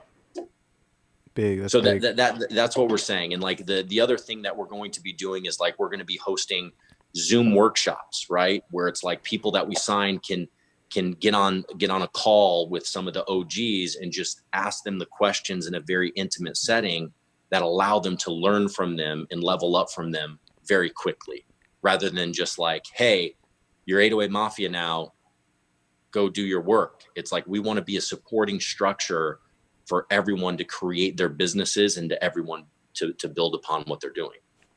Very dope, man. So I've heard you say when you sign someone, you make them read Donald Passman, Everything You Need to Know About the Music Industry book. So is that's super important to you? Yes, I think understanding your deals and understanding how everything works is very important, right? If you don't, how can you run your business if you don't understand how your business works? Especially if you're young and independent, go read the book, because that's going to tell you exactly, like when you go through a music contract, there's a bunch of this legalese bullshit that lawyers are putting into it. All that really matters is like time frame, royalty rate, producer rate, longevity. Like there's certain things that Donald Passman goes through in very, very like great detail that allow you to understand what you're doing. So when a publishing company comes to you, it's like this. Every publisher is going to come to you and they're going to go, we really want to build with you. We really like you. We really want to make sure that you're doing a long-term thing. It's like, bro, I have like one hit song. Like you're going to give me like 50 racks for like 3 years. I'm not going to get any more money off this. Right. And you have to treat them. I mean, it's like you almost have to treat let me think of an analogy here. You have to treat them as they should be treated, which is in the way that like they can't be your friends. They have to be there to level you up and invest in you and give you what you need, right, to build your career. If someone's coming to you and I'm just like, hey, I'm going to give you a quick bag and put you in a bunch of writer sessions, it's like, well, I want the bigger bag and I want the bigger bag later. And if you really wanted to invest in me, you'll put me in writer sessions now. Right? You're going to help me now, instead of trying to like accumulate wealth and status off me while I'm really young. So, okay. So how does that look though? Cause doesn't that, from a guy that's like maybe approaches you like that, like a new signee or whatever, or a new, someone you're looking to sign, how can they do that without turning guys like you off, or, kind of looking like, what do you mean? Oh, well, for us, it's their boundaries. Yeah. For us, it's a little bit different, because the thing is, it's like, once again, it's like, it's a contracted agreement for a certain amount of time. And the thing that we're giving them is the ability to build the catalog, right? The publishers are only going to come to you afterwards, right? And like in 808 Mafia, we have our own publishing and we do all those different things. But the point is this. Your need as a producer when you're starting out is to build your brand, and you can do that in many ways. Not everyone needs us in order to do that. There's many people out there who are very successful in music without us, right? Yeah. But I think those who that do join and who become a part of it are going to be really impressed by the way that we handle ourselves and carry ourselves, and they're going to be really impressed by the way that everything is run. And the one thing they're going to do is they're going to understand the business, because I'm going to sit down with them and say, hey, this is how this and this and this works, right? Be knowledgeable about it and understand how to do it. Don't leave all the work just up to your lawyer or to your manager. Yeah. I learn things all the time from deals just talking to Southside. He's like, you may think it works that way, but actually this is what's happening on the back end of that. And I'm like, oh shit, like that's great specific knowledge that I didn't have before, that he would only know being in the business for so long. Yeah. Yeah. And it's like you said, I feel like a lot of guys, they come in with that mindset, like, bro, I just want to make beats. I want to be like Southside. I want to be, in the studio with these rappers making beats, chilling, smoking all day. Not saying that that's what Southside does, but it's just part of the brand. But how do you get through to these guys to be like, you know what? No, we're going to take this serious. I want you to learn this business. I want you to learn the marketing. I want you to become businessman in your own right? Oh, because I'm talking to them about it before we sign them, right? I'm investing in those relationships. Like, I'm keeping up with these young kids that we think are special, and not even young kids, right? We have producers out there that are older producers that are just like, yo, I've been in the game a long time, but I have these, I'm doing these placements, I'm doing these things. And it's like, okay, we can help you out there as well. It's not like there's not an age barrier or a gender barrier there at all. We're looking for the best of the best that also want to partake in what we're doing. And so I think that one of my things that I try to do is I try to invest in a lot of time of teaching them things. And the other thing I try to do is be very transparent. I'm going to tell you what the deal is going to say prior to you receiving the deal. And I'm going to tell you, here's why you should sign it. Here's why you shouldn't sign it. But like, let's not waste each other's time. Right. And I think, you know, the honesty is the hustle, man. Like, if you're just transparent and open and honest and you show your intention, like that's the real hustle, because you can just go to someone and just be like, this is why we're giving you this percentage. We believe that we believe that we deserve this percentage because of what we can do here, here, and here. And if you don't think that is right, you're more than happy to negotiate back with us and say something different, but we are more than happy to decline as well. Right. And so that's the whole thing, is like understanding where that middle ground is. And in negotiation, everyone should win a little bit and everyone should feel like they lost a little bit. Makes sense. So what I want to definitely get to the live Q&A, but I got a couple more burning questions. You know, talking about, you know, maybe a producer that you sign or someone that walks into a pub deal or walks into, you know, a large lump sum of money. You know, I mean, it's definitely typical for guys want to go and run out and grab some jewelry, grab a car. And you know, I've heard you talk about this and saying that, you know, investing in status, you wouldn't really advise that. How important is it for them to, instead of doing that stuff, investing in, you know, traditional investments like real estate, stocks and stuff like that? You know, here's the thing. You'd never want to invest in things that you don't know about. Right. And so that's why it's important to create teams around you that understand these things. Like, it's important to have good business management, a good business manager who's trusted, who works with big clients that can help you. It's good to have a great manager that's willing to not only help you build all the ancillary like things that you're building, whether it's merch or it's like brand deals. Build consumer brands. There we go. So, We just lost consumer brands. Like, yeah, if you're like our whole thing, the way we think about it is this: we can go do a brand deal, but we own the distribution. Like, that brand's going to be using us, and like sometimes they just give cash and not equity. And so if like this is a brand that wants to partner with us and we know that they want to partner with us because they can make sales off of this product, why don't we just go build the product? And then like we own it. A perfect example of this is Dr. Dre with Beats headphones. Like, that is the perfect thing that happened. Like, that's like, instead of Dr. Dre going and just partnering with Bose, he was just like, no, I'll create my own headphones. He knew he could get into the rooms where the people would give him the money. And then that became a multi-billion-dollar business. So I guess to answer that question, reframe it again, because I honestly went on another tangent. I apologize. Yeah, now just so, I mean, I'll put it to you simple like this. If a producer walks into like a 6-figure deal anywhere from like 100 to 250K, how would you advise them to spend or invest that money? Okay, so first, 100 to 200K is nothing, right? Understand that your idea of wealth is completely based off of how you grew up and what you've seen, right? Like, I grew up in Detroit. Like, my family, we literally lived on food stamps growing up. But once I made money, I just go, oh, 100 grand is not a lot of money. And so when you're young, you use that money to reinvest in yourself, right?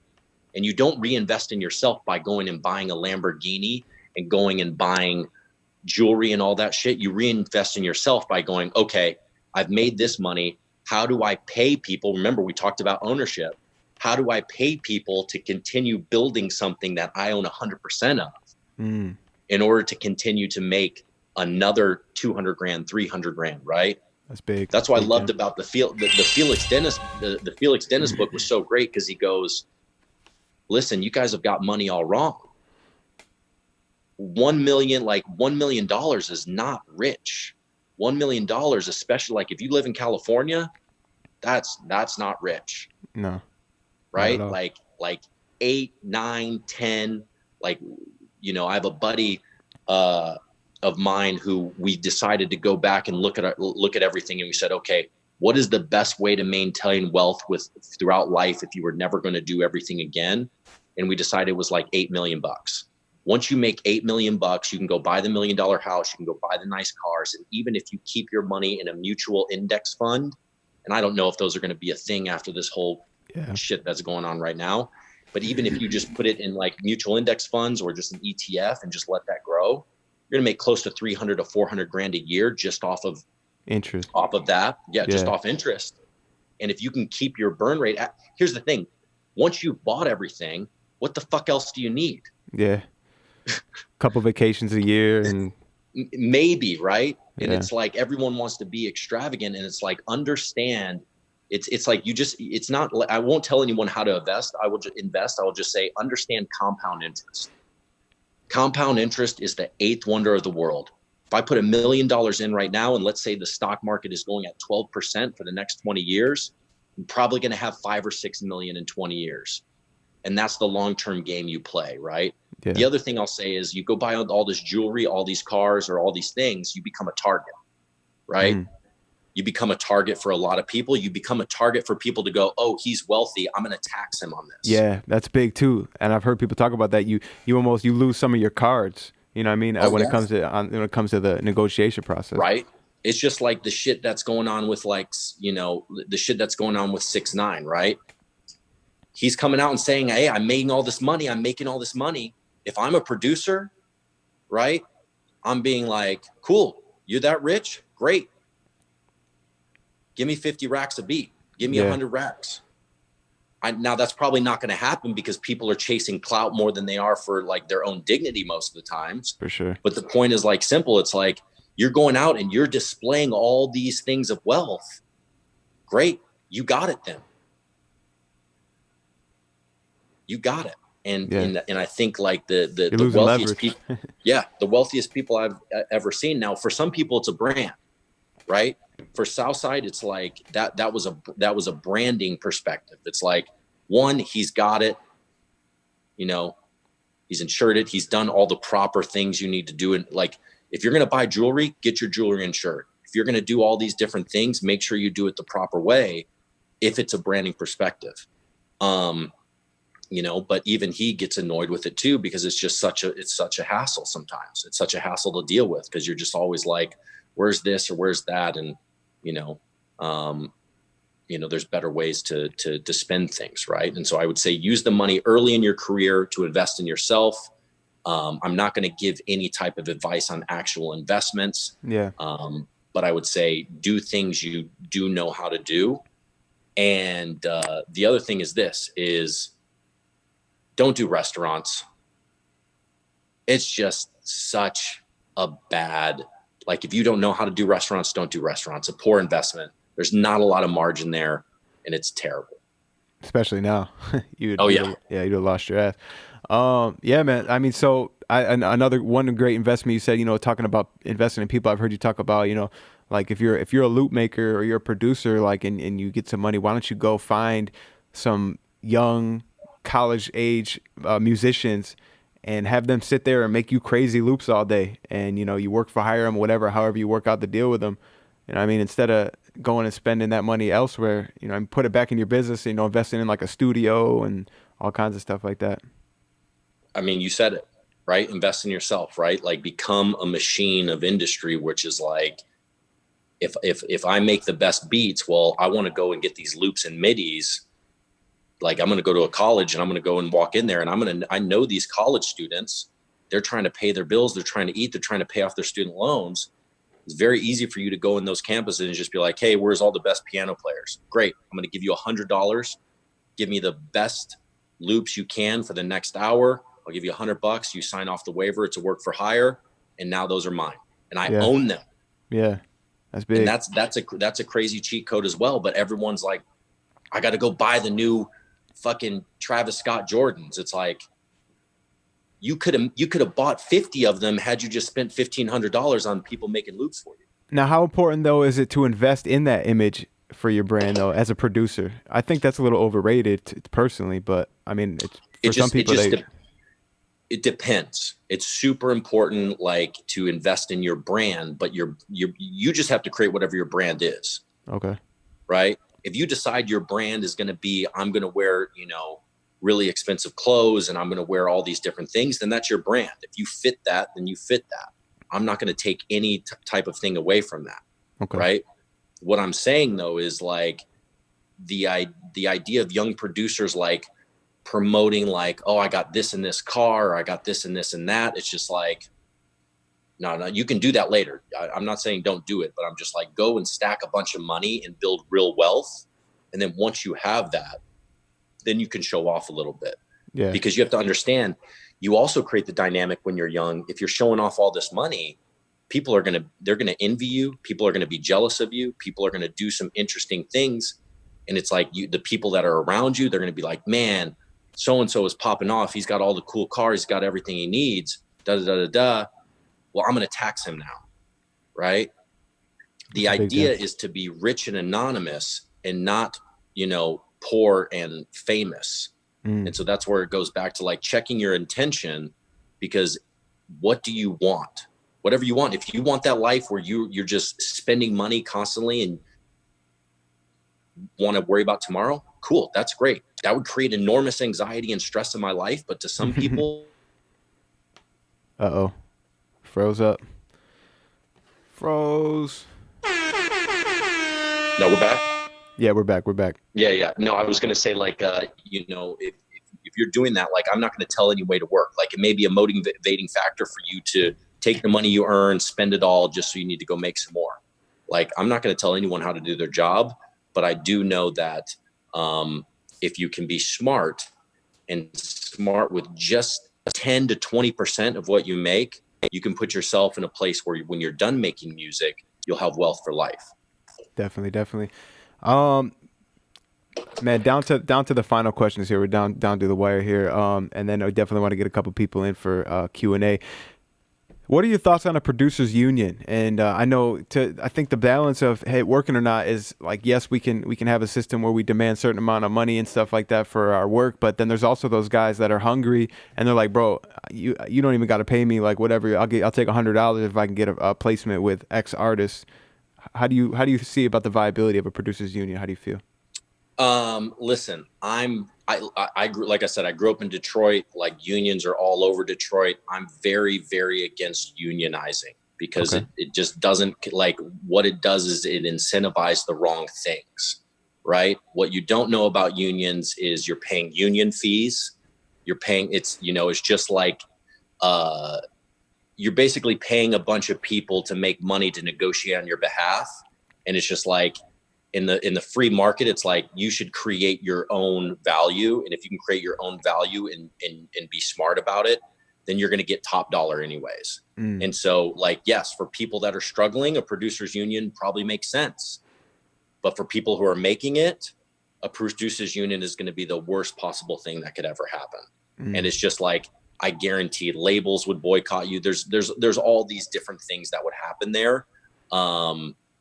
So I just, like, I'm not a proponent in that. Okay. So would you say that the best action is for individually become as knowledgeable on the business and negotiation as you possibly can? That seems absolutely. Right. Is that like, why would you have someone else negotiate on your behalf and tell you what the most you can make is and the least you can make is? Right. It just sets barriers to your ability to do things. Right. Yeah. And, I just don't think that's smart. I just don't think it's smart to place limitations on you, that way. Like, you everyone who gets into music should know what music is about. It's like, you have to bust your ass and you have to make things work. If you're upset because something happened, that's not a reflection on the person that did that to you. That's a reflection on yourself for not being smart enough to understand what was happening. Right? Don't blame others for what you do. Right? there's been deals where I've done good with business deals. There's been deals where I'm like, that was a bad partnership. I've done all those things, but I never go, it's his fault that this happened. It's actually my fault that it happened. Whether I was too naive, I wasn't well informed, or whatever it is, anything that happens in your life, I'm not saying anything that happens in your life, but most things that happen to us personally are a direct result of our actions in some way, shape, or form. And we have to take accountability for those things. Right? Yeah. And the strategy is not to be a victim. The strategy is to go work 16 hours on something or gain knowledge in something in order that you understand it better so it doesn't happen again. And that's where the self-awareness comes in, because it's just like, don't get so mad at yourself for making a mistake. Don't get so depressed, and like, understand that mistakes are being made every single day. During this interview, I've probably made 5 or 10 mistakes.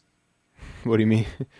Well, it's just like saying a word wrong, not creating a really good analogy, like all those things. Oh yeah. If I get off this call and I waste the next 2 hours thinking about shit, I really wish I would have said this and this and this. That's big too. I just man. wasted two hours of my life, and I'm not learning anything. It's just like, just move on. Constantly improving. Man, 100%, man. That hit home with me too, just right there. You know, that looking back and critiquing yourself and being over critiquing it. I just fucked up right there. I didn't even say the right word. There you go. Yeah, man. For sometimes you would think, man, all these interviews I've done, I'd be able to articulate my words better and get points across, but I still struggle with that shit, man. But I'm gonna keep rolling with it. It seems to be working for me. There's no way that you just keep moving forward. There's no reason to look back. Definitely, man. Cool, man. Let's get some guys in here for the Q&A, man. What's up with the chat, man? I know I tend to neglect the chat when I'm doing my interviews because I'm so focused on these questions and good content. But what's going on with the chat, man? You guys ready to get in here and ask Brock some questions, man? This guy is a gold mine of knowledge right here, so definitely tap in. Let's see who we got. We got Jesse B. Let's go ahead and add him to the call. Jesse B. Make sure when you guys join, as always, mute the YouTube video behind you so we're not hearing double audio, and make sure you're connecting that audio. I know at first it's not the easiest thing to do on Zoom. You kind of, let's see, I think he's connecting his audio. Jesse B.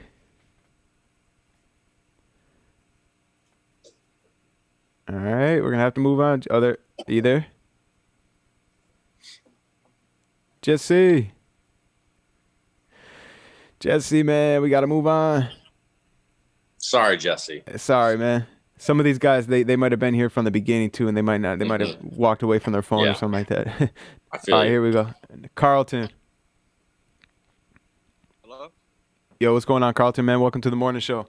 Yo, What's up, man? What's up, Brock? So I'm gonna just give y'all a little background real quick. I'm 18. I'm graduating high school today, and I plan on going to Georgia State.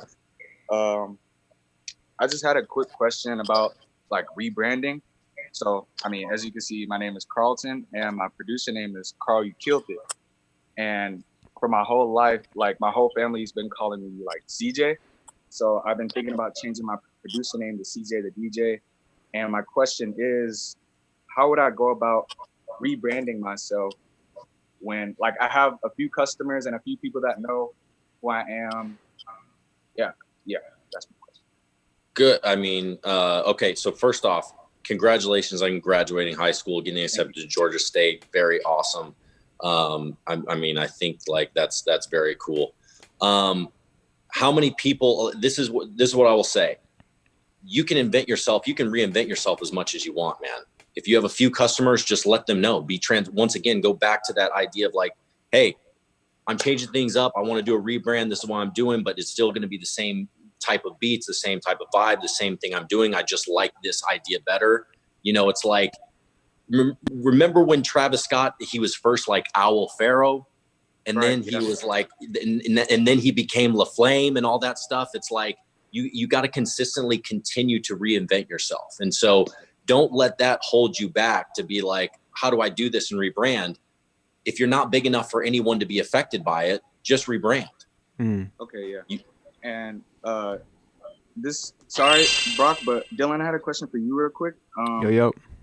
Are you like naturally like comfortable in front of a camera, or No, you have to like, bro, I'm telling you, when I first started the podcast, I was deathly afraid, man. It's part of the reason why I wasn't the guy sitting next to the guest on the podcast. Bro, I was deathly afraid, man. I'm talking like butterflies, bro. Sometimes I even get butterflies before interviews still to this day. It's crazy, bro. It's just crazy how the nerves kick in. And honestly, I always say, like, it took me like 50 episodes of the podcast to even start to get comfortable in front of a camera, man. So it's one of those things, you just got to start doing it. If you're not natural, you might not. I don't think I'll ever be natural in front of the camera. Okay. Well, that's it. I just want to ask you guys those 2 questions. Thank you. And yes, thank sir, you, man. Dylan, for what you're doing for the community. That $10 gift code really helped me out. Yes, sir, man. Hope you grab some heat. All right. Appreciate you tapping in the morning show, bro. Let's keep it going. All right. Dorian Joseph up next. Yes, sir. Yes, sir. Go ahead and connect that audio. For noodle cooking heat. Go ahead and connect that audio, bro.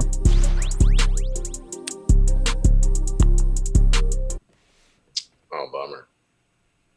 Let's keep it going. Keep it going.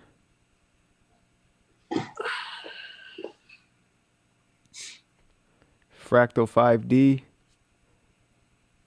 That's the one thing, man. We gotta invent a better Q&A platform sometime. There's a learning curve to the Zoom shit. I'm not gonna lie. It was a learning curve for me. Oh, absolutely. Yeah. I mean, everyone's,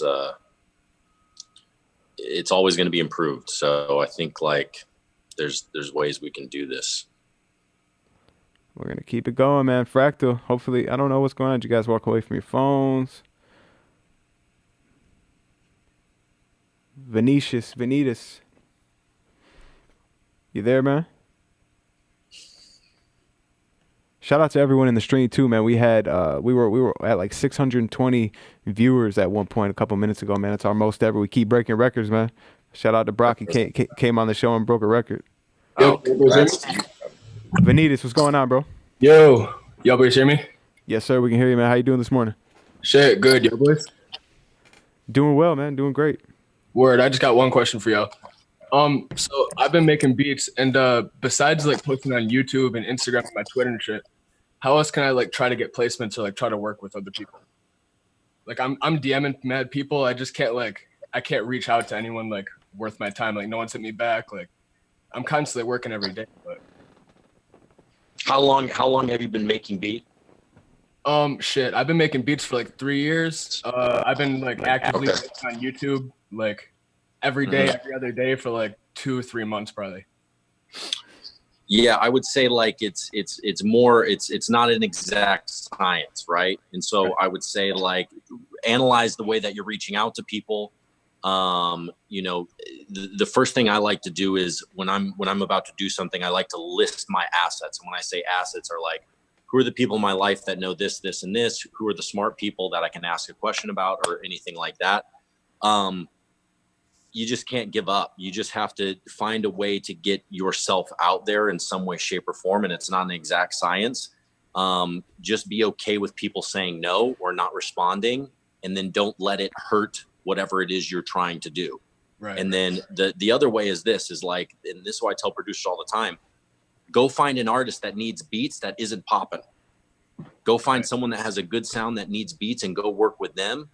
And then take that risk of like giving them stuff that you need. Like everyone's like trying to get big placements, and it's like, well, most of the money is made on the developing side rather than the getting a placement with this such and such a person. Right. Yeah. So my only problem is like I'm not looking for like big placements. Like you said, I'm trying to work with like low key artists. Like I fuck with their sound. Like I don't know if I can sit around here, but I mess with what they have going for them, and like I'm trying to work with them, build a brand. I'm not even charging for most of this time. Like I'm just looking to work with people. Like I know the money will come later. I'm just trying to make some dope music, but like just like you said, looking for opportunities. Like I feel like talking to you guys is like the best opportunity I got to learn from. I mean, listen, you're gonna have a bunch of people that are looking to this stream that are gonna be either artists or producers, and it's just like link with them, right? Right? Just be like, yo, listen to my stuff. Everyone check it out. Like you got, do you go by the producer named Venitus? Venitus, yeah. Venitus. Okay. So Venitus, it's just like, yo, here's my link. Like, put it in the chat. Like, do whatever you need to do for people to hear your stuff. And then if someone fucks with your stuff, then that's a good way to move forward, right? Don't take it as a personal attack just because someone hasn't gotten back to you or no one's doing it. You have to go out there and make the luck for yourself. And so just go every way you can. It's like, you know, it's just like, there's no science to it. Just it's not giving up and focusing on the thing that you're really good at. The other thing is I haven't heard your beats. And so maybe you're too experimental for some people, or you just got to find the niche where you sit and then really attack that. Awesome. That's all I had. Thank you guys for your time. I fuck with what you guys are doing. Yes, sir, man. Appreciate you tapping in. Awesome. Take it easy, guys. Yes, Take it sir. easy. Hey, Brock, while we're getting the next guy in here, just to expand on that, how do you feel about the comments? Hey, I'm a 15-year-old producer. I'm a 15-year-old artist. Check out my music. How do you feel about that approach? Listen, you're going to do whatever you're going to do when you're young, right? That's, I think like there's no right or wrong way to do it, right? I think that they're just trying to make a name for themselves. And if they feel like spending time spamming comments is going to make it happen, that's cool. I think that most people, especially in my life, most people aren't going to work that way. Like, I find it interesting. I was just thinking about this as we're preparing for this last night.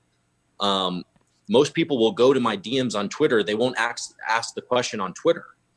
When it's just like, if you would just ask the question to me on Twitter, then we can build a dialogue where, one, I'll actually answer it because I don't have time to individually write to you for every DM.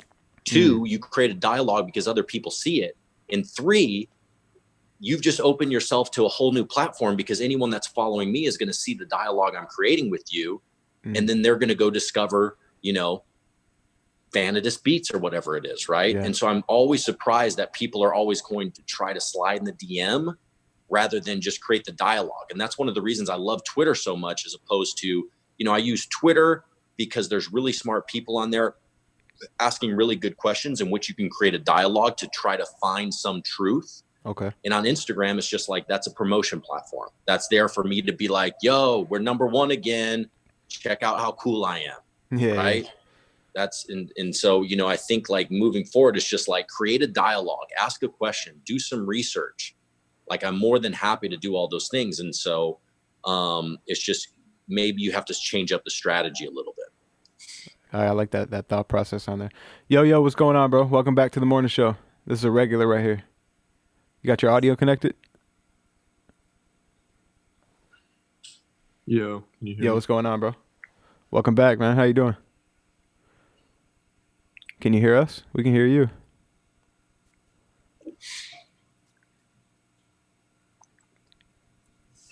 All right, man. We're going to have to keep it moving. Can you hear us, bro? Yeah, no, I've been tuning. Yeah. Shit, it should be. You can't hear us, though? What's going on, bro? Let me turn this computer audio off. Can you hear me still? Yeah, can you hear us, though? Yeah. Oh, okay. I'm doing well, man. I'm doing well. Coffee gang right here. Yes, sir. Just getting the line started. What's going on, man? How can we help you out today? What? Is it? You really can't hear me? Well, no, we can hear you, bro. We can hear you. I've been tuning. Yeah. Shit, it should be. All right, bro. My bad, man. I I don't know what was going on there. Hey, Shells, what's going on, bro? Can you hear us, bro? Man, we're struggling today. It hasn't been this bad. I mean, it's been pretty bad. It's been he's got to unmute himself. Yeah, there you go. Hey, Shells. No, I'm saying, man, we haven't been struggling with the Q&A like this. Oh, it's fine. Shells. Y'all can see me though. Yeah, we can see and we can hear you. Oh, that's crazy. I didn't even know that. But look, I just wanted to tap in right quick because I've been tapped in since the beginning. Hey, Brock shout out to you, bro. Brock really been speaking some facts, and a lot of stuff been going over folks' heads. So, you know, I just wanted to salute y'all one time. My bro dropped that Jay-Z bar. I'm not a businessman. I'm a businessman. You know what I'm saying? You really talking about some stuff.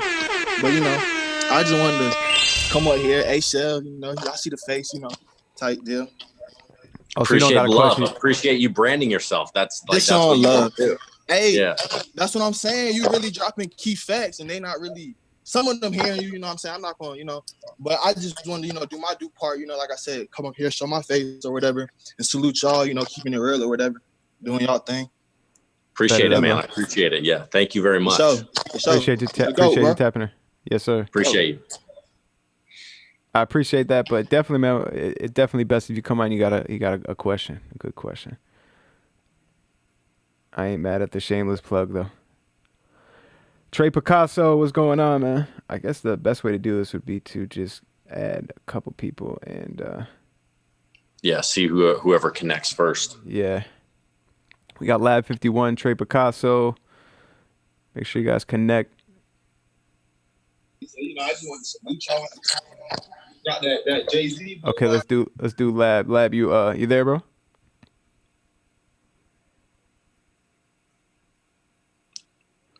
Guess not. TraPicasso, what's going on, bro? Yeah, what's up? Can you hear me? Yes, sir. What's going on, bro? Yeah, what's going on? Greetings from Germany. Hey. Hey. Yeah. Welcome to the morning show. I got one question. So, my questions or my worries every day are like, I'm trying every day my best. Doing like home office every day from 9 to 6, and meanwhile making beats and promoting them on Instagram. Or I made Twitter last week because I noticed that on Twitter the most people are more reachable.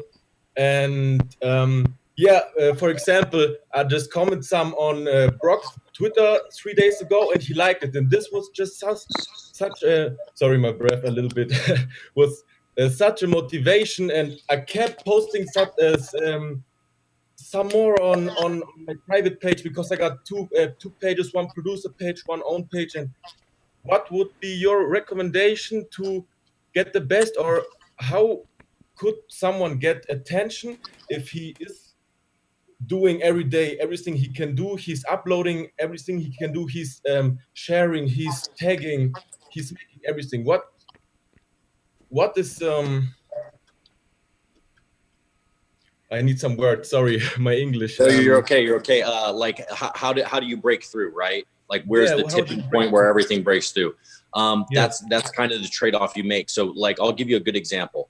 For me, you have to understand how my incentives work as someone who's running this for what we're doing with 808 Mafia. The thing that happens is I have to focus on those guys first, right? And if I have a group producers that are signed to me, it's like you have to understand I'm getting the best beats in the world every day from some of the most talented producers in the world every day. So it's like the best way for 808 Mafia to be a part of what you're doing is we're going to find you before you find us. I don't have enough time in the day to sit down and like read every DM that's going on or anything like that. What I do have time to do is have a dialogue and a discussion like this, right? And so now knowing it's you and meeting you, it's like, now I'll go check out the music. And if it's good, like I'll promote it and give you the plug and everything like that. So this is one way to do it. You're literally doing it now by watching the show and creating a lane for yourself where now we have this human interaction. And now subconsciously, I'm more apt to be like, okay, when I see TraPicasso, I'm going to look at that. And if I fuck with it and I vibe with it, then it becomes a thing. So maybe everything you did up until this point led you to come here today to just ask that question, which will now allow me to like understand who you are in the world. And like, that's a great level up right there. So, thank you for that. That could be true. Yeah. Because every day I'm searching and I'm breaking my head every day. Really, like my girlfriend is always telling me, don't think about it. And I say, if I don't think about it and don't see that as work, and don't as a hobby from the beginning, then and don't go with my mind in that's I want that to be my future job because I loved it. Then I'm gonna make it if I don't take it serious. I'll add one more thing to that too, as far as like you said, getting noticed in relationship building. For me, one of the best things I've ever done, for the brand is the podcast, but it's also been one of the best things for relationship building. So many relationships with the producers and stuff we've had on the show have come from that. And it was much easier to get someone to agree to come on the podcast than it was to DM them if I didn't have a platform and be like, hey, I want to work with you. Can I pull up and make a beat? It's been a great icebreaker, a great, like I said, thing to connect with people in the industry by having a podcast. And that's really a long-term play, and it's not for everyone. Yeah. But I just had to throw that in there because it's been great for me. Yeah. I appreciate that. I appreciate it, bro. I was tagging you too on my post, ProducerGrind. I was tagging you too. Okay, I don't know if you man. see it, but I'm tagging you. Okay. Okay, I appreciate the love, man. Appreciate you. Take it easy. All right, bro. Hey, bye, Brock. Bye. Yes, sir. Bye-bye. All right, cool, man. We're just going to get these guys in here, then we'll wrap it up, man. Lab 51, what's going on, bro? What up? Can you hear me out? Yes, sir. How you doing, man? Welcome to the morning show. What's up, man? Thanks for all the info you guys be dropping, man. Appreciate it. No problem, man. Appreciate you tuning in. Hey, so I graduated from recording school in 2012, and I've just been recording artists ever since then. And just around locally, like nobody big and I just been charging like $20, $30 an hour, which has been cool. I haven't been mad. The only problem is that most of the artists I do record, like let's say I work with them for like about a year, try to work on the sound with their producer in the studio, and I mean they don't really end up going nowhere. They kind of like stop doing the music. It kind of feels like a big investment that you put in yourself on these artists, and they don't really end up going nowhere. They don't put money in their craft. They expect you to do all the promotion as an engineer, thinking you're a producer at the same time. Right. I heard that you look for artists, and I'm trying to do the same thing around Los Angeles. But the problem is how to find artists that are willing to stick. And if you do find those artists, how can you not let them go and work with somebody else and just leave you and like all your hard work is just gone? So just to reframe the question, you're a studio engineer. You went to recording school. You're engineering these guys. Listen, I've said this in a tweet. I think engineers are a cheat code. I think you're always listening to music. You're listening to styles. You can't get attached to it would be not wise to get attached to these guys that are coming in and out because they have the wrong intentions. You're going to know someone that has the right intentions, right? It's just like Southside. When I first met Southside, he didn't really give a fuck who I was because he only cared about making beats. It didn't matter to him that I had done a deal with Waka. None of that mattered at that time. It was just this insatiable attitude that it was like, I'm making 30 beats a night because I'm going to make this break until something big happens. And it was just, that's what it is. And so for you, the unique thing you have is like, if you're a good studio engineer, those, like a lot of people don't have those, right? And so you can hit up big guys. Like sometimes we're in a bind to get studio engineers. If someone's traveling somewhere, it's like, you know, you can do that. And I think the other thing is, where are you based in Los Angeles? I'm in downtown. Okay. So you're downtown. And so, you know, the other thing is this is like, you want to try to find a way to get your studio recording probably in Hollywood somewhere. It's like, hit up Paramount Studios, hit up all these people and be like, hey, I'm an engineer. I'll actually engineer sessions for free when you need me, just so I can get in with some of your bigger guys and go and improve yourself. Right.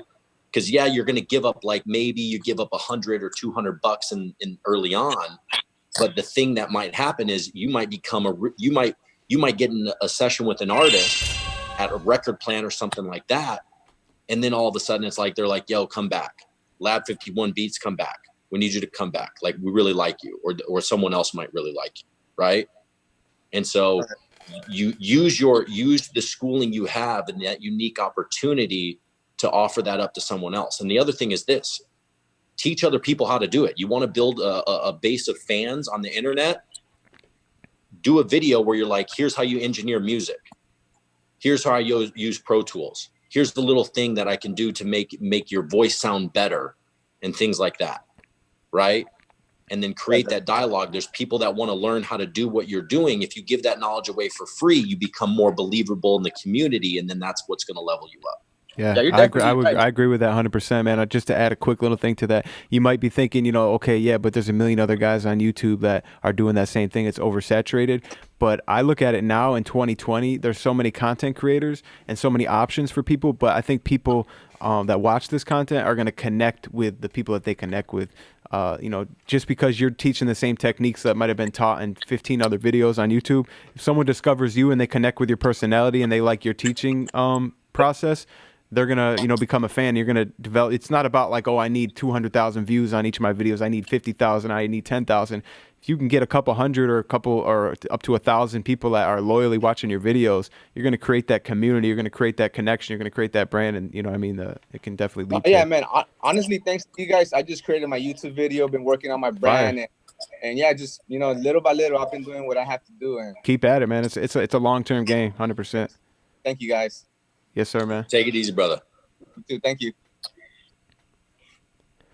Jesse. Hello. Sideways Jesse, what's going on? Hey, what's going on? Oh, my bad. It's Sideways. There we go. What's going on? You good, man? Yo, I just want to thank Dylan for these podcasts because it's been great. You know, I've been last week I tuned in, but I would check it out afterwards. And this week I was like, you know what? Let me get my ass up and tap in live. Yes, sir. Be one of the first. Man, thank you for coming on. Like a lot of great gems. I'm from Detroit as well. I live in Los Angeles right now, though. Same. Yeah, I'm Detroit, and then now I'm in Los Angeles too, Studio City. Oh, I used to live in Studio City. I'm in West Hollywood now. Yeah. Very cool. That's wild. So I just wanted to throw a quick question out there. I don't know if it's really applicable to what you necessarily do.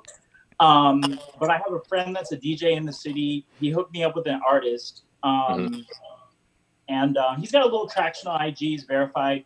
He's got a decent following. And we did a record. We did a record together, me and a friend of mine. And he ended up talking to another artist who's somewhat major, like he's somewhat well known. And he was like, yo, I'll get on the track. He was like, he asked for a fee for the feature. It was a really reasonable fee for who he is. And so the artist said, yo, are you guys down to, go in with me on this feature? And I was like, yeah, fuck it. Because I don't have any placements. I really like the artist. And I thought it'd be an opportunity, to have, something in my catalog with a somewhat major feature. What ended up happening is we all threw down on the feature. And what ended up happening was the artist, not the major artist, the other artist, he basically only wanted to give us a small piece of publishing and no points on the master. Now we recorded it in my studio, we mixed it, everything. That artist did not fund any of it, and we threw down on the feature. Sheesh. So realistically, we should technically be partial owners of the master. And get our cut of the publishing. But what ended up happening, I asked him for what was reasonable, and I told him, after that major artist wanted a substantial piece of publishing. So I said, after that artist takes that piece of publishing, we'll just split the rest, because otherwise, he would have got a smaller piece. Right. If we had took that 50%, he would have got a smaller piece. So I was trying to make it more fair for him, and split that publishing equally. And I was going to let him own the master, and we would just take, we would just do producer agreement, and we just take some points on the master, even though we threw down, because I understand why an artist would want to own his master. He wasn't cool with that. All he wanted was no master and a small piece of publishing. So the track didn't end up going. But I'm wondering, do you think sometimes, it's better to just take that L? I didn't want to take that L in this case because I just didn't feel that was right. And then also I'm wondering, it gets awkward with paperwork sometimes and the business side. Do you think we should have handled that business before recording or? Yeah, so that's a great question. And the thing I would say is, like, when we started off this podcast, I said, like, you have to separate your friendships from business, right? Especially if you're going to do business with people you're friends with, you have to have an understanding that it's like, listen, this is the way I see things. This is how I see them, and this is what I want, right? You are not wrong for asking for what you want. Now fair, but that's your opportunity to come back to them like, hey, I've gone through this. This is what we're giving you. We think this is fair. The thing that's really hurting. Hold on, Brock, we're losing this you. track's not, can you hear me still? Yeah, you're just kind of. Okay. So the thing that's hindering this right now is this. He's not understanding that if you guys got this big artist on this track and this blows up, it doesn't matter what he owns on that master, right? It's like you're gonna waste that money on getting the feature and not let the track go because you guys are having some like, and I'm guessing he's independent. Yeah, independent artist. All right, so it's like a very simple agreement. It's just like, bam, producer side agreement, artist side agreement, and then this, and this. Once again, 100% of nothing is still nothing. And like, I would just have a conversation with him and be like, hey, listen, I know you want this. This is what I want. Where can we meet in the middle, right? What can we do to get this out, to give ourselves a chance in order to make this be a thing so we can all build what we want to build, right? And it's like, I question that behavior just because it's like, now he's going to not let a track go out with a big artist that he could have out. That's not a good look for him, right? Now you can't stop people from going and, creating a situation for themselves where they're going to lose in spite of others. But like, to me, that's not a good attitude. For me, it's like my whole thing with everything I do is I want every single person to win. There's no reason why everyone can't level up in some way, shape, or form in today's world, right? And so it's just like me going on and doing ProducerGrind and, Dylan doing his thing for ProducerGrind. It's like that's going to create believability for him and just, understanding the trade-offs you're making. So, if I were you, I would go have the conversation. I would just like, listen, man, I think what we really want here is we want to release this record. I'm willing to do this, and this to make it happen. Are you willing to do this, and this? And let's stop squabbling over things that don't matter, because unless you become relevant, then you have no career in music anyways. Yeah. And so all the focus should be like, let's take this investment, get it out and see what it can do. Otherwise than sitting on our hands and being about some dumb bullshit that really doesn't need to exist. Yeah. Exactly. And in the future, man, make sure that agreement's in place before the baggage drop. Okay. Yeah, that's where I fucked up, and that's why I like what you said earlier, because I was a little bit annoyed about it at first, but then I thought about it. It's my fault. You know what I mean? Like I can't blame it on him. I gotta accept responsibility for what I maybe did or didn't take care of that I should have taken care of earlier on. Absolutely. But man, I really, really do appreciate you guys and thank you. Thank you. Appreciate you, man. Thanks for tapping in, man. Thank you. Good luck with everything. Take it easy, Jesse. Cool, man. That's all for Q&A, man. Brock, man, appreciate your time, man. 2 hours of gems, man. Like I said, this episode right here is a gold mine. So hopefully, it hit home for a lot of these guys in the chat, man. I appreciate everyone that's been here tuned in. But thank you again, Brock. Hey, no problem. Let's do this again sometime. And if we need a follow-up episode, we'll do it. And I really appreciate you having me on. And let's just keep working. Like you're based in Atlanta, right? Yes, sir. So yeah, let's get you doing a bunch of stuff, and let's level you up as well. Let's all win here, brother. Let's get it, bro. Let's stay in touch, man. All right. Take it easy. Take it easy, bro. Yes, sir. Appreciate everybody tapping in, man. Another fire episode in the books. Like I said, man, this has been a record-breaking episode. Literally, we had 620 people in here at one time. It's going to keep going up. I can't wait till we hit 1,000. Shout out to everyone tuned in. Shout out to my early gang. Shout out to Jake. I see you in the chat, man. Shout out to Lace Bacon, the mods. Yeah, man, this is lit, man. We're only going to go up, man. So appreciate you guys, man. I will be back Monday at 10 a.m. We got some dope shit lined up for you next week. So make sure you tap in. And that's all I got for you guys, man. Peace.